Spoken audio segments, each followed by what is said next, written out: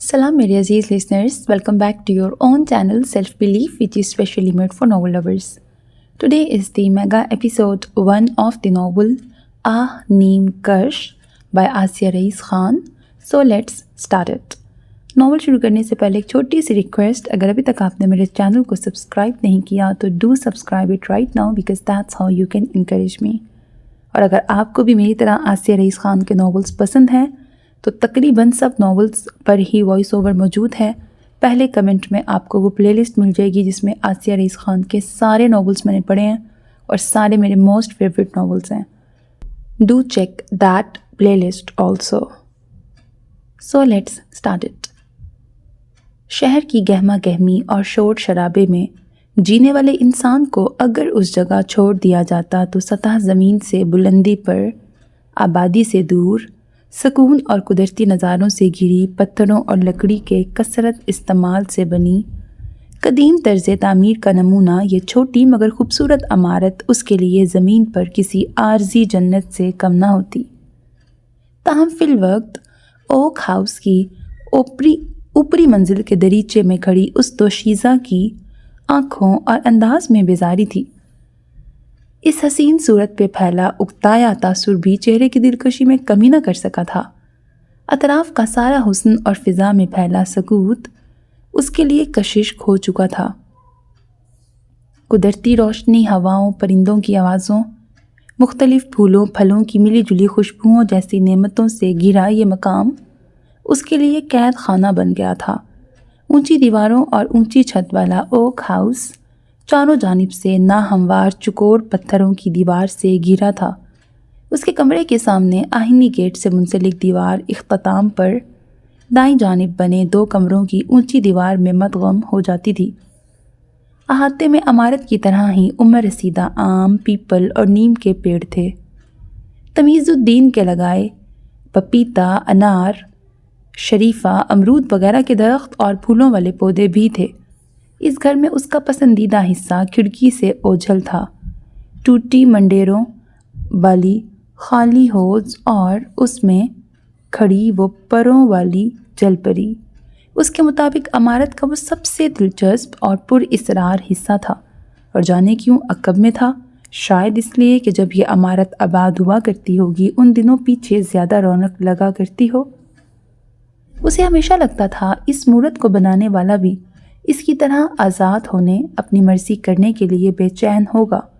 तब ही मूरत को उड़ने के लिए पर दिए तो निचला हिस्सा तैरने के लिए जल परी सा भी दे दिया कि जहाँ पहला मौका मिले भाग निकलो.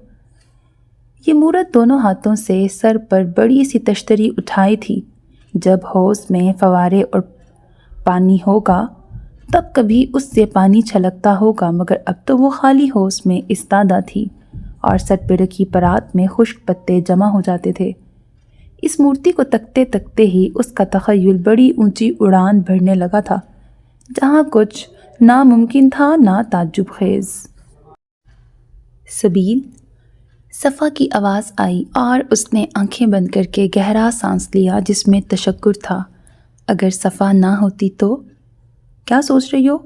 वो जो उसे साथ नीचे चलने की दावत देने बल्कि खींच कर साथ ले जाने आई थी, मकसद भूल के पूछ बैठी कि उसका चेहरा गहरी सोच का गमास था.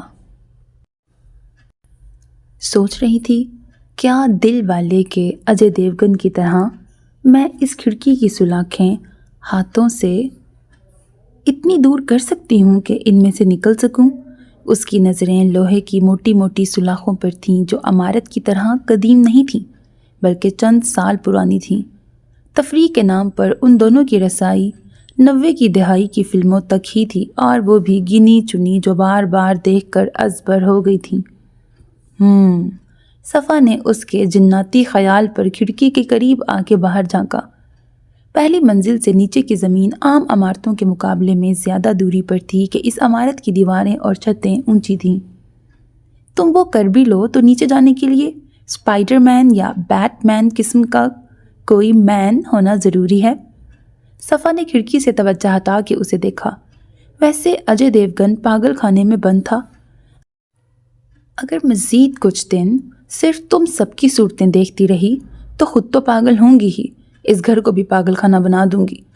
اس کے گلابی ملائم چہرے پر بیزاری کے ساتھ تنبیہ ابھری۔ اوکے، صفا ہاتھ جھاڑ کے دور ہوئی۔ ہم سب شٹل کاک برقع پہننا شروع کر دیں گے تاکہ یہ صورتیں تمہیں دکھائی نہ دیں۔ اب چلو۔ اس نے سبیل کا ہاتھ پکڑ کے گھسیٹا۔ ویسے صفا، وہ آرام سے اس کے پیچھے کھینچی جا رہی تھی، ہم یہ والا برقع پہن کے یہاں سے۔ صفا نے جھٹ اس کا ہاتھ چھوڑ دیا۔ یہ تجویز تمہاری دادی اور میرے ابا حضور کو پتہ ہے۔ صفا اس کی طرف مڑی۔ اس بات کو کتنے مہینے ہو گئے ہیں؟ سبیل کے کسی طرح یہاں سے نکل کر اپنی مرضی سے آوارہ گردی کرنے کی تمنا کے دوروں کا کوئی متعین وقفہ نہیں تھا۔ یہ کبھی مہینوں سوئے پڑے رہتے تو کبھی ہفتہ وار وارد ہوتے۔ ایسے ہی کسی دورے کے وقت اس کے زرعی خیالات ایک ساتھ تمیز الدین اور دادی دونوں نے سن لیے تھے، اور اگلا 1 گھنٹہ انہیں باری باری ان کی وہی ہدایتوں، اندیشوں اور احتیاط کی اہمیت والی تقاریر سننا پڑی تھیں، جو وہ اتنی دفعہ سن چکی تھیں کہ اب خود فر ایک دوسرے کو سنا سکتی تھیں۔ اب تک تو بھول گئے ہوں گے دونوں۔ سبیل نے اپنی گہری خوبصورت سیاہ آنکھیں چھوٹی کیں۔ میں ابا سے کہوں گی، وہ دادی سے سفارش کریں گے اور وہ شاپنگ کو لے چلیں گی۔ صفا کا انداز اسے پچکارنے والا تھا۔ وہ اب کے اس کے بنا ہی آگے بڑھی۔ سارا مسئلہ ہی یہ ہے کہ دادی ساتھ ہوں گی۔ صفا رک کے فیصلہ کن انداز میں اس کی طرف پلٹی۔ میڈم سبیل، تم ایک بار ہی یہ قبول کیوں نہیں کر لیتی کہ تمہارا تنہا باہر جانا ممکن نہیں؟ کم از کم دادی کی زندگی میں اور دادی کے اس فیصلے کے پیچھے کوئی معمولی وجہ نہیں ہے۔ صفا، نیچے سے نسیم بانو یعنی دادی کی آواز آئی۔ اب مجھے ڈانٹ پڑے گی، اس نے مصنوعی تیکھے تیوروں سے گھورا۔ تم کیوں مجھے بھلا دیتی ہو کہ میں ملازمہ ہوں؟ اس کی جھلاہٹ بھری آواز پر سبیل مسکرا دی۔ کیونکہ تم میری اکلوتی اور چہیتی سہیلی ہو۔ اب وہ پیچھے سے دونوں بازو اس کے گلے میں ڈال کر گویا لٹک گئی۔ ہٹو! صفا کی آواز سخت تھی مگر اس نے سبیل کے بازو نرمی سے ہٹائے۔ لکڑی کے زینے پر دبیز دری بچھی تھی، پھر بھی وہ ہمیشہ جان بوجھ کے اتنی زور سے پیر رکھتی کہ آواز پیدا ہو۔ اب بھی شور پر نسیم بانو نے سر اٹھا کے دیکھا۔ آہستہ چلا کرو۔ اس گھر کا سناٹا جتنا برا لگتا تھا اتنا ہی انہیں عزیز تھا۔ جی۔ وہ دھڑ دھڑ کرتی زینے اتر کے ان کے سامنے پہنچ گئی، مگر دادی سے ایک پھٹکار کی امید اب بھی پوری نہیں ہوئی۔ ان کی زندگی یوں تو اس کی حفاظت کرتے گزر رہی تھی۔ انہوں نے آج تک اسے نہیں بتایا تھا کہ اس کی ذات کو دراصل کس سے خطرہ ہے۔ اسے بس یہ معلوم تھا کہ اس کے والدین ایک حادثے میں ہلاک ہو گئے تھے۔ اس نے جب بھی کوشش کی کہ سارا قصہ سنے، دادی سنانے سے صاف انکار کر دیتی تھیں۔ تمیز الدین سے سنی سنائی باتوں کی بنیاد پر وہ خود ہی قیاس کرتی رہتی کہ اس کے ماں باپ نے گھر والوں کی مرضی کے خلاف شادی کی ہوگی۔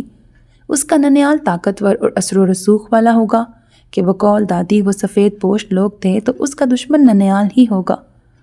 یہ سچ تھا، انہوں نے اس کے ساتھ ساتھ خود کو بھی اپنی مرضی سے اس جگہ کا قیدی بنا رکھا تھا۔ وہ اس کی لاپرواہی اور بے احتیاطی پر باقاعدہ فکر اور خوف سے کانپنے لگتی تھیں۔ وہ اس سے محبت کا اظہار نہیں کرتی تھیں، نہ اس کے لاڈ اٹھاتی تھیں۔ انہوں نے کبھی وارفتگی لگاوٹ کا مظاہرہ نہیں کیا تھا، کبھی اس کے ناز نہیں اٹھائے تھے۔ اس نے ہر حربہ استعمال کر کے دیکھا مگر سب بے سود رہا۔ ان کا نہ پیار امٹتا تھا نہ شدید غصہ۔ دنیا میں اپنے واحد رشتے سے اسے محبت کا دعویٰ ملا تھا، محبت نہیں۔ صفا اسے سمجھاتی رہتی کہ وہ جوان اور اکلوتی اولاد کی حادثاتی موت کے صدمے اور تکلیف سے اب تک باہر نہیں نکلی ہیں اور ان کے لیے ماضی دہرانا اب بھی اذیت ناک ہے۔ آج یا کل نزاکت واپس آئے گا۔ وہ صفا سے مخاطب ہوئی۔ صفائی کے بعد اس کا کمرہ بھی ٹھیک کر دینا۔ وہ صرف پکانے کا کام کرتی تھیں۔ اس سے پہلے اور بعد والے کام باورچی خانے کی صفائی، برتن صفا کی ذمہ داری تھی، جبکہ کسی روبوٹ اور عجوبے کی طرح نزاکت سارے گھر اور احاطے کی صفائی اور دیکھ بھال کرتا تھا۔ اس میں نام کے علاوہ کچھ نازک نہیں تھا۔ وہ WWF کے پہلوانوں جیسی جسامت اور قد کا حامل مگر قوت گویائی سے محروم تھا۔ کچھ دن پہلے وہ جانے کیسے سڑک حادثے کا شکار ہو گیا تھا۔ وہ باہر کم ہی جاتا تھا۔ اس دن کسی کام سے گیا اور کسی گاڑی نے یوں ٹکر ماری کہ اس کی ٹانگ کی ہڈی ٹوٹ گئی تھی آپریشن سے پلیٹ سکریو ڈال کے اسے ٹھیک کیا گیا تھا۔ وہ تب سے ہسپتال میں تھا۔ اس کا گھر بار تھا نہ رشتہ دار۔ علاج کے اخراجات مالکوں نے اٹھائے تھے اور اب وہ کل واپس آ رہا تھا۔ نسیم بانو اپنی بات کہہ کے باورچی خانے کی سمت بڑھ گئیں۔ سبیل سمجھ گئی کہ صفا کیوں اسے نیچے لائی ہے۔ لگ جاؤ اور میری ہیلپ کرو پلیز، اسے کہتی وہ جھاڑو اور دیگر سامان لینے باورچی خانے کی سمت بڑھی۔ اتنے دنوں سے وہ دونوں مل کر نزاکت کی جگہ بس گھر کے اندر کی ضروری صفائی کر رہی تھیں۔ اب میں یاد دلا رہی ہوں کہ میں مالکن ہوں، پیچھے سے سبیل نے آواز لگائی۔ وہ ہاتھ اٹھا کے کچھ سنائی نہیں دے رہا کا اشارہ کرتی رکی نہیں۔ سبیل طبیعت اور موڈ کی غلام تھی۔ دل کرتا تو صفا کے ساتھ لگی رہتی، ورنہ صاف منع کر دیتی۔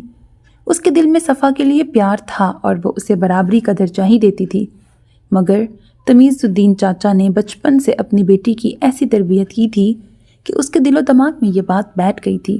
وہ خدمت گزار ہے، اس کا کام سبیل کے آرام کا خیال رکھنا، اس کی زندگی آسان کرنا اور اس کا حکم بجا لانا ہے۔ کبھی نہ بھولنا بیٹا کہ تم اور سبیل بی بی کبھی برابر نہیں ہو سکتے، اور یہ بھی نہ سمجھنا کہ کوتاہی پر تم بخش دی جاؤ گی۔ اپنے ابا کی یہ بات اس نے گرہ سے باندھ رکھی تھی۔ نسیم بانو بھی اسے بھولنے نہیں دیتی تھیں۔ یہی وجہ تھی جو سبیل کے محبت اور مساوات بھرے رویے کے باوجود ان کے درمیان مالک اور ملازم والا فرق موجود تھا، جو صرف سبیل کے دل و دماغ اور برتاؤ میں نہیں تھا۔ اسے کبھی احساس ہوا تھا نہ اس نے غور کیا تھا کہ کیسے صفا اس کی زبان سے نکلی ہر بات پوری کرتی ہے۔ اسے 2 باتیں بھلے سنا دے گی، مگر کبھی ایسا نہیں ہوا تھا کہ اسے دوبارہ کہنا پڑا ہو یا کہنے کے بعد خود ہی اٹھ کے وہ کام کرنا پڑا ہو۔ کوٹھی خیابہ میں مالک کم اور نوکر زیادہ تھے۔ یہاں صبح ہوتے ہی ایک چھوٹی سی فوج کام پر لگ جاتی کہ یہ آخر نواب آف شمشار گڑھ کے وارث اور ان کے محل کی دیکھ بھال کا سوال تھا۔ کئی 100 ایکڑ اراضی پہ پھیلی یہ محل نما کوٹھی ملک کے ان چنندہ محلات میں سے تھی جنہیں ہوٹل میں تبدیل نہیں کیا گیا تھا، بلکہ وہاں آج بھی نواب میر قربان علی خان کا خاندان آباد تھا، جبکہ ان کا دوسرا بڑا اور مغل فن تعمیر کا نمونہ محل جہاں نما ملک کا مشہور 7 ستارہ ہوٹل تھا۔ اس کے علاوہ 2 ایسی ہی کوٹھیاں کافی شاپ اور ریسٹورنٹ دی کارنر میں تبدیل ہو گئی تھیں کہ میر عثمان علی خان کو مصروفیت اور کام پسند تھا۔ ثروت خاتون جو کوٹھی خیابہ کی نگراں تھیں، انہیں گھر کی 4 دیواری میں بیگم عنایت جہاں کی قابل بھروسہ معتمد خاص کی حیثیت حاصل تھی۔ ان کی وفاداری کا ثبوت یہ تھا کہ جب بیگم عنایت جہاں نے سسرال چھوڑا تو وہ رشتے میں ان کی دور دراز کی دیورانی ہوتے ہوئے بھی ان کے ساتھ چلی آئی تھیں۔ ایک بے ضرر، غیر اہم اور ناپسندیدہ شخص کے ان کے ساتھ جانے پر کسی کو اعتراض بھی نہیں ہوا تھا۔ وہ اس وقت باورچی خانے کے ساتھ والے کمرے میں کرسی پہ بیٹھے ملازم کو آج کے کام لکھوا رہی تھیں، جو وہاں کا ہیڈ تھا۔ یہ معمولات روز ایک سے ہی ہوتے تھے، بجز اگر کوئی مہمان متوقع ہو یا کسی دعوت کا انتظام کرنا ہو، پھر بھی دن کی شروعات میں ان کا زبانی کہنا اور ملازم کا لکھنا لازم تھا۔ اس کے بعد دونوں خانساماؤں کو بلا کے گھر کے 4 افراد کا مینیو بتایا جو انہوں نے گزشتہ شب ان سے پوچھا تھا، سوائے میاں رشدان جاہ کے۔ سب کا خورد و نوش کا معمول بھی یکسانیت بھرا ہوتا تھا، تاہم روز پوچھنا اور روز کہنا روایت کا حصہ تھا۔ چند مہینے پرانی دلہن کی پسند ناپسند بھی وہ اب جان گئی تھیں۔ مکین ابھی اپنی خوابگاہوں سے نکلے نہیں تھے اور ان کے باہر آنے سے قبل ملازمین کی صاف صفائی مہم ختم ہونا ضروری تھی۔ طعام خانہ، دیوان خانہ، دیوان خاص، مرکزی بیٹھک، کتب خانہ، مہمان خانہ اور اوپری منزل پہ سب کی خوابگاہوں کے علاوہ ایک طویل و عریض کمرہ دعوتوں کے لیے مخصوص تھا، جہاں 50 افراد کے لیے ایک ہی میز اور اتنی ساری کرسیاں موجود تھیں۔ چاروں جانب کے اونچے ستونوں والے برآمدے باغ میں کھلتے تھے، جس کا الگ حسن اور آرائش تھی۔ پوری عمارت کے ساتھ تسلسل سے پہلا ستونوں والا برآمدہ یا پورچ بہت اونچائی پر تھا۔ نیچے کھڑی گاڑیوں تک جانے کے لیے مکینوں کو 20-25 زینے اترنے پڑتے تھے۔ ملازموں کے کمرے اور باورچی خانے کے ساتھ تھے۔ ان کی آمد و رفت کا دروازہ بھی الگ تھا۔ اوپری منزل پر عدن واک ان کلوزٹ سے اپنی خوابگاہ میں آئیں تو مسحری خالی تھی۔ عدن نے پہلے دیوار گیر گھڑی میں وقت دیکھا۔ انہیں اندر گئے 20 منٹ سے زیادہ ہو گئے تھے۔ پھر نظر بالکنی کی سمت اٹھی اور وہیں ٹھہر گئی۔ دویز پردوں کے پیچھے بالکنی میں کھڑے شخص کی آنکھوں کی اداسی بنا دیکھے ہی ان کے پورے وجود میں پھیل گئی۔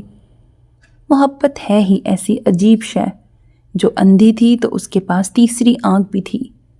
جس شخص کا اپنی محبت سے خالی دل دکھائی نہیں دیتا تھا، اسی شخص کی اداسی، پریشانی، تنہائی سب گہرائیوں تک دکھائی دے جاتی تھی۔ اور پھر یہ تو عدن دیوان کی محبت تھی، پہلی، ضدی، گہری اور اکیلی۔ عدن کا خاندان نواب آف شمشار گڑھ کی طرح کہیں کا نواب تھا نہ ان کا رشتہ دار، مگر ان کے اجداد کا شمار اہم درباریوں میں ہوتا تھا۔ نوابوں کی جانب سے انہیں خاص لقب، دیوان اور مقام سے نوازا گیا تھا۔ ان کی وفاداری کے بدلے انہیں اس دور کی کوٹھیاں، زمینیں بھی عنایت کی گئی تھیں۔ کبھی ان کے آباء و اجداد اس بات پر عاجز اور شکر گزار رہے ہوں گے، مگر ایک وقت کے بعد ان کی اولاد کے انداز اور ٹھاٹھ دیکھ کر لوگ انہیں بھی کہیں کا نواب ہی سمجھنے لگے تھے، اور کسی نے تصحیح کی کوشش بھی نہیں کی تھی۔ اب تو وہ خود ہی سچائی بھول کر خود کو رائل مانتے اور منواتے تھے۔ ایک وقت تھا کہ میر قربان علی خان انہیں بالکل پسند نہیں کرتے تھے، بلکہ اب بھی وہ صحت مند ہوتے تو ان کا موقف وہی ہوتا۔ یہ نہیں تھا کہ وہ حسب و نسب کو برتر و اعلیٰ کی کسوٹی پہ مان کے لوگوں کا مقام طے کرتے تھے، بلکہ انہیں اپنا اصل فراموش کرنے، اسے چھپانے والوں سے نفرت تھی۔ انہیں نقلی نوابوں اور خود ساختہ نسلیوں سے نفرت تھی۔ سیاست کی وجہ سے ان کا واسطہ پڑتا رہتا تھا، مگر انہوں نے ہمیشہ اس دیوان سے فاصلہ رکھا تھا۔ اور ستم ظریفی یہ تھی کہ اب نور الدین دیوان کی صاحبزادی ان کے اکلوتے بیٹے کی بیگم تھی۔ وہ باقاعدہ نواب خاندان کا حصہ تھی۔ بیگم میر عثمان علی خان، اور یہ ممکن کر دکھایا تھا ان کی صاحبزادی بیگم عنایت جہاں نے۔ معاشرے کے اشرافیہ اور رؤسا کی تفریح اور تقریبات مشترک ہی ہوا کرتی ہیں۔ ایک صوبہ اور ایک شہر ہونے کی وجہ سے عدن کم عمری سے ایسی ہر جگہ میر عثمان علی خان کو دیکھتی آ رہی تھی۔ ان کی شخصیت سے متاثر ہونے والی وہ پہلی صنف نازک نہ تھی، مگر ان کی محبت میں مبتلا ہو کے انہیں پا لینے والی واحد ہستی ضرور تھی۔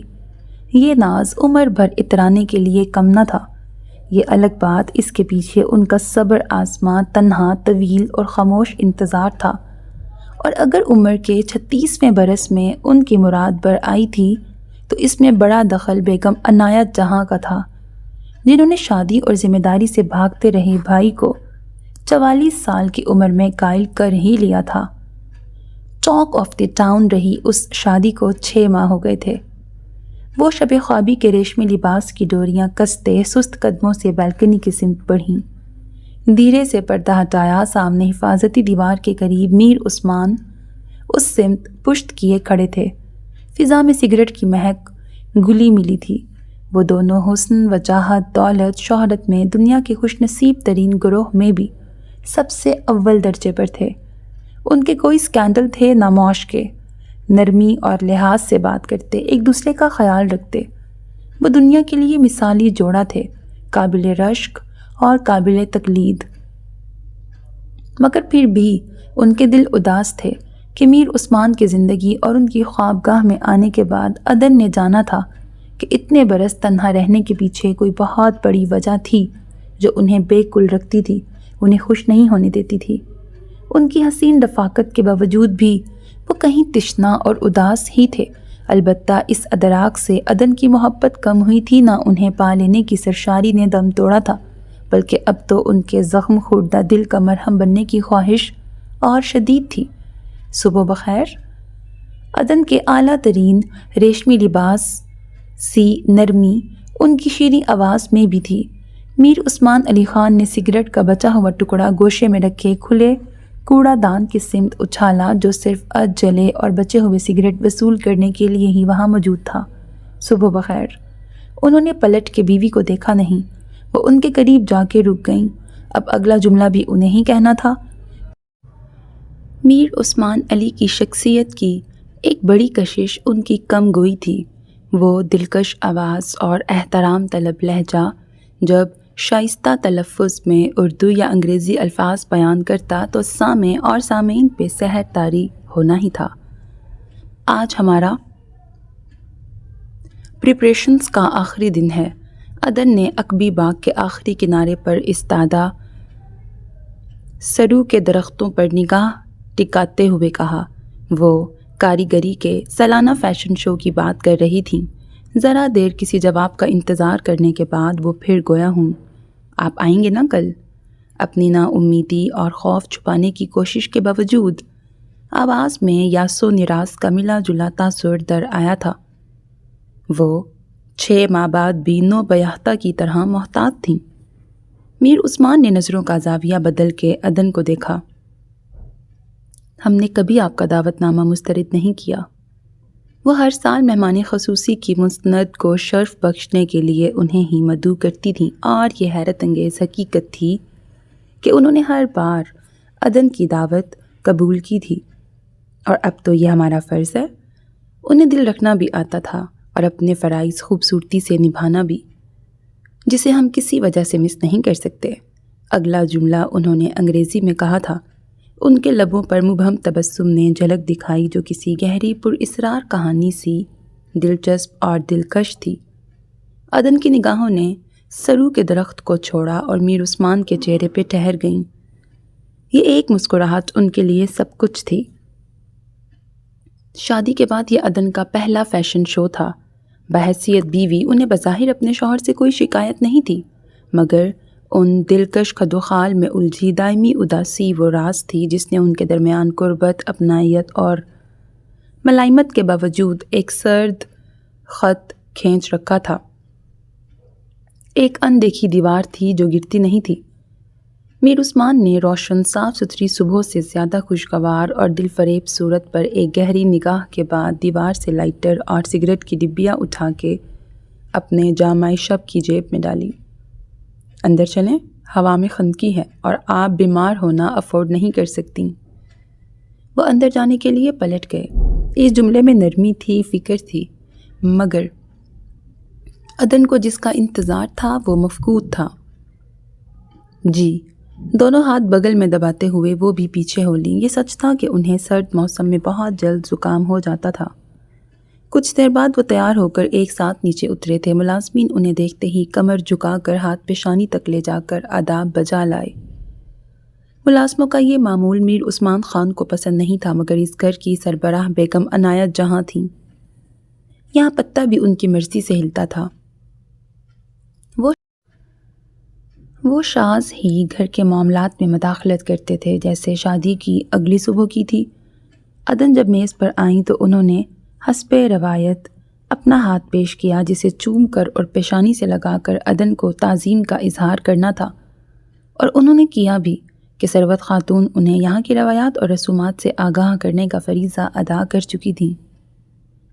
وتھ ڈیو ریسپیکٹ آپا بیگم۔ میر عثمان نے کرسی سنبھالنے کے بجائے انہیں دیکھا۔ ہمیں کچھ فرسودہ رسمیں ختم کر دینی چاہیے۔ عدن کا احترام اور آپ کا مقام ان مظاہروں کا محتاج ہرگز نہیں۔ یہ ہمارے بنائے اصول نہیں ہیں۔ ہم تو خاندانی روایات کو زندہ رکھنے کا فرض نبھا رہے ہیں۔ عنایت جہاں نے اپنی شفون ساڑھی کا پلو شانے پہ رکھنے کے بعد کلائی میں کنگن گھماتے ہوئے کہا، ہر نسل کو اپنے وقت، سوچ اور اپنی پہچان کے مطابق بھی کچھ کمی بیشی کرنی چاہیے، اور ہم چاہتے ہیں میوچل رسپیکٹ کا اظہار باتوں اور رویوں سے ہو، ان فرسودہ ایکشنز سے نہیں۔ آپ کی بات ہمارے بزرگوں کو ناراض کر سکتی ہے۔ انہوں نے مخصوص انداز میں مسکرا کے ابرو چڑھائے۔ میر عثمان نے عدن کے لیے کرسی پیچھے کھینچی اور مسکرا دیے۔ ہمیں صرف یہ فکر ہے کہ آپ ناراض نہ ہوں۔ بیگم عنایت جہاں ایک طویل تگ و دو کے بعد بھائی کی شادی کروا سکی تھیں، اور اس موقع پر اس کامیابی کی خوشی ہر احساس پر غالب تھی۔ یہ بات میر عثمان بھی جانتے تھے۔ ہم اس وقت اس قدر خوش ہیں کہ کوئی ہم سے قتل بھی معاف کروا لے، وہ خوش دلی سے گویا ہوئیں، یعنی آج سے ایک نئی رسم کا آغاز ہوتا ہے کہ ایک فرسودہ روایت پر عمل نہیں ہوگا۔ میر عثمان کی بات پہ انہوں نے سر پیچھے گرا کے زوردار کہا لگایا تھا۔ وہ دونوں طعام خانے میں جانے کے بجائے کشادہ ڈرائنگ روم میں آئے تھے، جسے ثروت خاتون اب بھی دیوان خاص کہتی تھیں کہ یہاں تک خاص مہمان اور گھر کے افراد کی ہی رسائی تھی۔ اس بڑے سے کمرے میں مغلیہ فن کے شاہکار فرنیچر اور آرائشی ساز و سامان کے بیچ جدید صوفے اور کافی ٹیبل موجود تھی۔ میر عثمان کے لیے میز پر ملک کے صفحے اول کے انگریزی اخبار اور بزنس میگزینز کے تازہ شمارے تھے۔ صوفے پر بیٹھتے ہی انہوں نے اخبار اٹھا لیا۔ اس وقت وہ سرسری نظر ڈالتے تھے، مفصل خبریں وہ دفتر میں پڑھتے تھے۔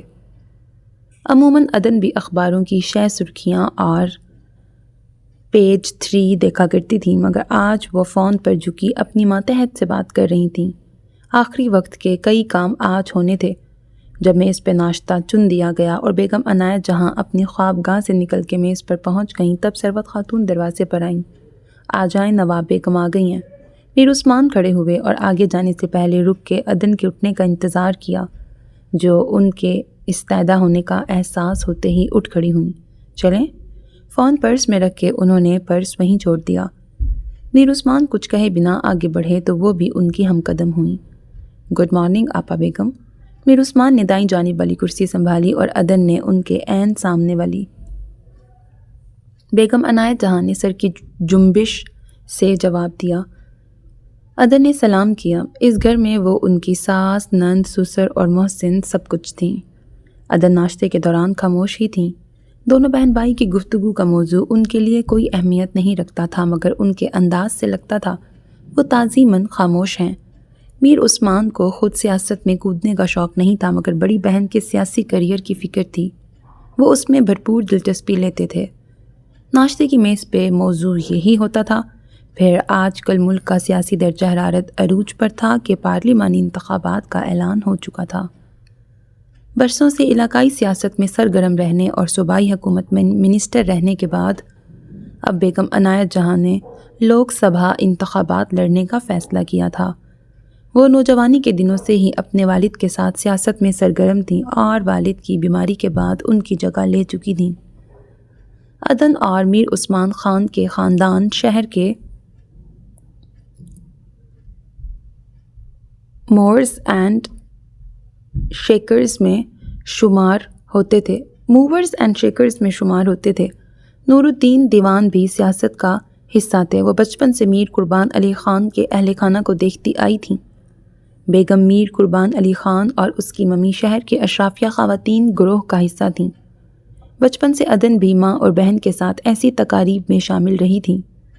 نور الدین دیوان نے بیٹوں کی طرح بیٹیوں کو تعلیم کے لیے بیرون ملک نہیں بھیجا تھا۔ عدن نے انڈین انسٹیٹیوٹ آف ڈیزائننگ سے گریجویشن اور پھر ماسٹرز کیا تھا، مگر مروجہ پیشوں کے بجائے انہوں نے مختلف راستہ چنا تھا۔ مختلف تقاریب میں رسمی دعا سلام کے علاوہ پہلی بار بیگم عنایت جہاں نے جب انہیں تنہائی میں مخاطب کیا تو وہ عدن کے رنگے ہاتھوں پکڑے جانے کا لمحہ تھا۔ آپ نے جس راستے پر تنہا قدم رکھا ہے وہ بڑا دشوار گزار ہے۔ وہ ایک پولو میچ کے اختتام پر جاری محفل میں جانے کب سے میر عثمان خان کو اپنی نگاہوں کی قید میں لیے وہاں کھڑی تھیں کہ پیچھے سے ان کے شانے پر بیگم عنایت جہاں نے ہاتھ رکھ کے سرگوشی کی تھی۔ وہ مارے شرمندگی کے سرخ ہو گئیں اور سارا اعتماد وہیں دم توڑ گیا۔ ان کا برسوں سے سنبھالا راز عیاں ہوا بھی تو کہاں۔ اگر آپ اس مشکل راہ پہ چلنے کا ارادہ کر چکی ہیں تو ہم آپ کی مدد کر سکتے ہیں، بشرط یہ کہ وہ رکیں اور عدن کا دل ڈوبنے لگا۔ آپ میر عثمان کو ہمیشہ خوش اور خود سے قریب رکھنے کا وعدہ کریں۔ انہوں نے عدن کے شانے سے ہاتھ اور چہرے سے نگاہ ہٹا کر دور اپنے بھائی کو دیکھا تھا۔ ہمیں ان کی خوشی اور آباد زندگی سے زیادہ کچھ عزیز نہیں۔ عدن کو ان کے لہجے اور چہرے پر سنجیدگی اور سچائی نظر آئی تھی۔ جانے ماضی کی کون سی یاد ہے، کون سی خلش، کون سی خطا ہے جو انہیں آگے بڑھنے نہیں دیتی، مگر ہمیں آپ کے چہرے پر وہ عزم دکھائی دے رہا ہے جو میر عثمان کو ماضی کی زنجیروں سے آزاد کرا سکتا ہے۔ وہ عدن کو دیکھ کر حوصلہ بخش انداز میں مسکرائی تھیں اور عدن 7ویں آسمان پہ جا پہنچیں کہ ان کی خاموش محبت کو سب سے بڑا سہارا مل گیا تھا، اس بات سے بے خبر کہ بیگم عنایت جہاں انہیں بھائی کی زندگی میں شامل کرنے سے پہلے ان کے دل میں میر عثمان کا ماضی ڈال چکی ہیں۔ کپ میں گھومتے چمچے کی کھنک پہ عدن اپنے خیال سے باہر نکلیں۔ آج آپ نامینیشن فائل کرنے جائیں گی؟ میر عثمان پوچھ رہے تھے۔ بیگم عنایت جہاں نے ہنکارا بھرا، آپ بھی چلیں ہمارے ساتھ اور میڈیا والوں کی خوشی کا سامان کریں۔ بیگم عنایت جہاں نے بھائی کو دیکھا، اس وقت مکمل لائم لائٹ اور سب کی توجہ آپ پہ ہونی چاہیے، ہم تو ڈسٹریکشن ثابت ہوں گے۔ وہ مسکرائے، انہیں شہرت کا شوق تھا نہ لالچ۔ بیگم عنایت جہاں کا فون بجنے لگا، پھر ان دونوں کا ناشتہ ختم ہونے تک بھی وہ فون پہ مصروف تھیں۔ اپنے مخصوص ناشتے سے فارغ ہو کر وہ دونوں مختلف سمتوں میں چل پڑے۔ ان تینوں کی کاریں ڈرائیور اور ان کے معاونوں کے ساتھ باہر منتظر تھیں۔ یہ کاریں بھی مقام و اہمیت کے مطابق قطار بناتی تھیں۔ سب سے آگے بیگم عنایت جہاں کی کار ہوتی، اس کے پیچھے میر عثمان کی اور آخری عدن عثمان خان کی۔ عدن کی سیکرٹری سنجنا نے معمول کی طرح ڈرائنگ روم سے ان کا پرس اور لیپ ٹاپ بیگ اٹھ کے کار میں رکھا تھا اور اب کار کے باہر کھڑی انتظار کر رہی تھی۔ کوٹھی خیاباں کے مسلح محافظوں سے گھرے گیٹ سے اندر داخلہ چنندہ افراد کو ہی ملتا تھا اور ان کے پاس مخصوص انٹری پاس قسم کے کارڈ تھے۔ آج عدن اپنے دفتر کے بجائے فیکٹری جا رہی تھیں اور میر عثمان کا رخ اپنے 7 ستارہ ہوٹل جہاں نما کی طرف تھا، جبکہ بیگم عنایت جہاں گھر سے باہر قدم رکھنے سے پہلے اپنے والد کی خوابگاہ میں تھیں، جو رہائشی کمرہ کم ہسپتال کا لگژری وارڈ زیادہ لگتا تھا۔ انہیں دیکھ کے 24 گھنٹے تعینات نرس نے سر خم کیا اور دونوں ہاتھ مؤدبانہ انداز میں باندھ کے ایک گوشے میں جا کھڑی ہوئی۔ نواب بیگم کی مرضی اور مزاج پہ منحصر ہوتا کہ اسے وہاں برداشت کر لیں گی یا اشارے سے تخلیہ کا حکم دیں گی۔ جیسا میر عثمان کی شادی کی رات دیا تھا، اس دن وہ پہلی بار اتنی دیر دروازے کے باہر کھڑی رہی تھی۔ اسے لگا تھا وہ معذور باپ کو اس خوشی کے موقع کی مکمل رودات سنا رہی ہیں۔ وہ دیکھ نہ سکے، شامل نہ ہو سکے، تو کیا وہ اب ان کی آنکھیں اور بقیہ حواس بنی انہیں ہر منظر دکھا رہی ہیں؟ باپ بیٹی کی اس محبت پر اس کی آنکھیں بھر آئی تھیں، مگر وہ جذباتی احمق نہیں جانتی تھی کہ نواب بیگم نے باپ کے کان کے پاس وہ بات کہی تھی جو ایک بے بس اور موت کے دہانے پہ کھڑے انسان کو اس انتظار سے بڑی اذیت میں مبتلا کر گئی تھی۔ نرس نے اپنی جگہ سے دور بستر پہ پڑے مریض کو دیکھا، جس کی سفید گلابی رنگت اس عمر میں بھی ان کی جوانی کی وجاہت کا ثبوت تھی۔ وہ بولنے اور چلنے پھرنے سے قاصر تھے۔ ہر دن شام میں ان کے ویل چیئر پر کوٹھی خیاباں کی سیر کے اوقات متعین تھے، تو 10-15 دن میں ایک بار وہ خود اپنے ابا حضور کی ویل چیئر کو دھکا دیتی تھیں۔ عنایت جہاں سہج قدم اٹھاتی مسحری کے پاس آ کے رک گئیں، بغور باپ کے چہرے کو دیکھتی رہیں تاکہ ان دونوں کی نظریں ملیں، مگر میر قربان علی خان نے نظریں نہیں ملائیں۔ ان کے قوی ساتھ چھوڑ چکے تھے، لیکن اندر اب بھی وہ تنتنا اور روب قائم تھا جو ان کا خاصہ تھا۔ وہ اب بھی اپنی صاحبزادی بیگم عنایت جہاں کی طرف دیکھنے سے گریز کرتے تھے۔ سنجنا اپنا ٹیب کھولے مسلسل بول رہی تھی۔ عدن کے انداز میں بے صبری تھی کہ وہ جلد ختم کرے۔ پہلے اس نے فیشن شو سے منسلک پچھلے دن مکمل ہو چکے کام گنوائے، اس کے بعد وہ انہیں دن بھر کا پہلے سے طے شدہ معمول بتانے لگی تھی۔ آج آپ ریہرسل سے پہلے رن وے ڈیزائن بھی چیک کر لیجئے گا، اور آخر میں بیک سٹیج ٹیم سے میٹنگ ہے۔ اس نے نظر اٹھا کے عدن کو دیکھا۔ اوکے، عدن نے سر ہلایا۔ اینڈ عدن کی خفیف سی ترچھی گردن اور اوپر اٹھے ابرو اسے یاد دلا گئے۔ اوہ، سنجنا کو ترتیب الٹ ہونے کی غلطی کا احساس ہوا۔ اسے پہلے وہ فائل دینی چاہیے تھی، پھر آج کے کام کی ترتیب۔ اس نے اپنی دوسری جانب نشست پہ رکھا سیاہ موٹا سا فولڈر اٹھایا جس کے اندر چند پرنٹ شدہ کاغذات موجود تھے۔ سنجنا ہلکا سا رخ موڑ کر ٹیب پر جھک گئی۔ اس کے اور باس کے صحت مند تعلق کا راز یہی تھا کہ وہ اپنی حدود کا سختی سے خیال رکھتی تھی۔ عدن نے بے صبری سے فولڈر کھولا۔ وہاں درج تحریر پر ان کی انگلی جیسے جیسے آگے سرک رہی تھی، دھڑکنیں بڑھتی جا رہی تھیں۔ جہاں وہ انگشت ٹھٹک کے رکتی وہیں ان کی امید اور بھرم کا محل بھی ڈھیر ہو جانا تھا۔ تحریر ختم ہو گئی مگر انگلی رکی نہیں۔ ایک گہرا سانس لے کے انہوں نے فولڈر بند کیا اور سنجنا کی سمت بڑھا دیا۔ دفتر پہنچتے ہی سنجنا کا پہلا کام ان کاغذوں کو شریڈنگ مشین کے حوالے کرنا تھا۔ میر عثمان کا دن مصروف گزرتا تھا۔ بزنس ان کا شوق، ان کا نشہ تھا۔ دولت کی ان کے پاس کمی نہ تھی۔ ان کی 2-3 پشتیں بھی ساری عمر بیٹھ کر شاہانہ زندگی گزار سکتی تھیں مگر انہیں خود کو کارآمد بنائے رکھنا پسند تھا۔ یہ تو شادی کے بعد انہیں رفتار کم کرنی پڑی تھی کہ اب ان کے وقت میں عدن کا بھی حصہ تھا اور فرض شناسی ان کی فطرت تھی۔ اب وہ گھر جلد آ جاتے تھے۔ عدن کے ساتھ مختلف تقریبات میں شرکت کے لیے بھی وقت نکالتے تھے۔ سر، انہوں نے کل سے دوبارہ کال کی ہے اور یہ ڈائریکٹلی آپ سے بات کرنے کی ضد کر رہے ہیں۔ گاڑی کوٹھی خیاباں سے باہر نکلی ہی تھی کہ معاون نے ایک پرچی ان کی طرف بڑھائی جس پہ ایک نام درج تھا۔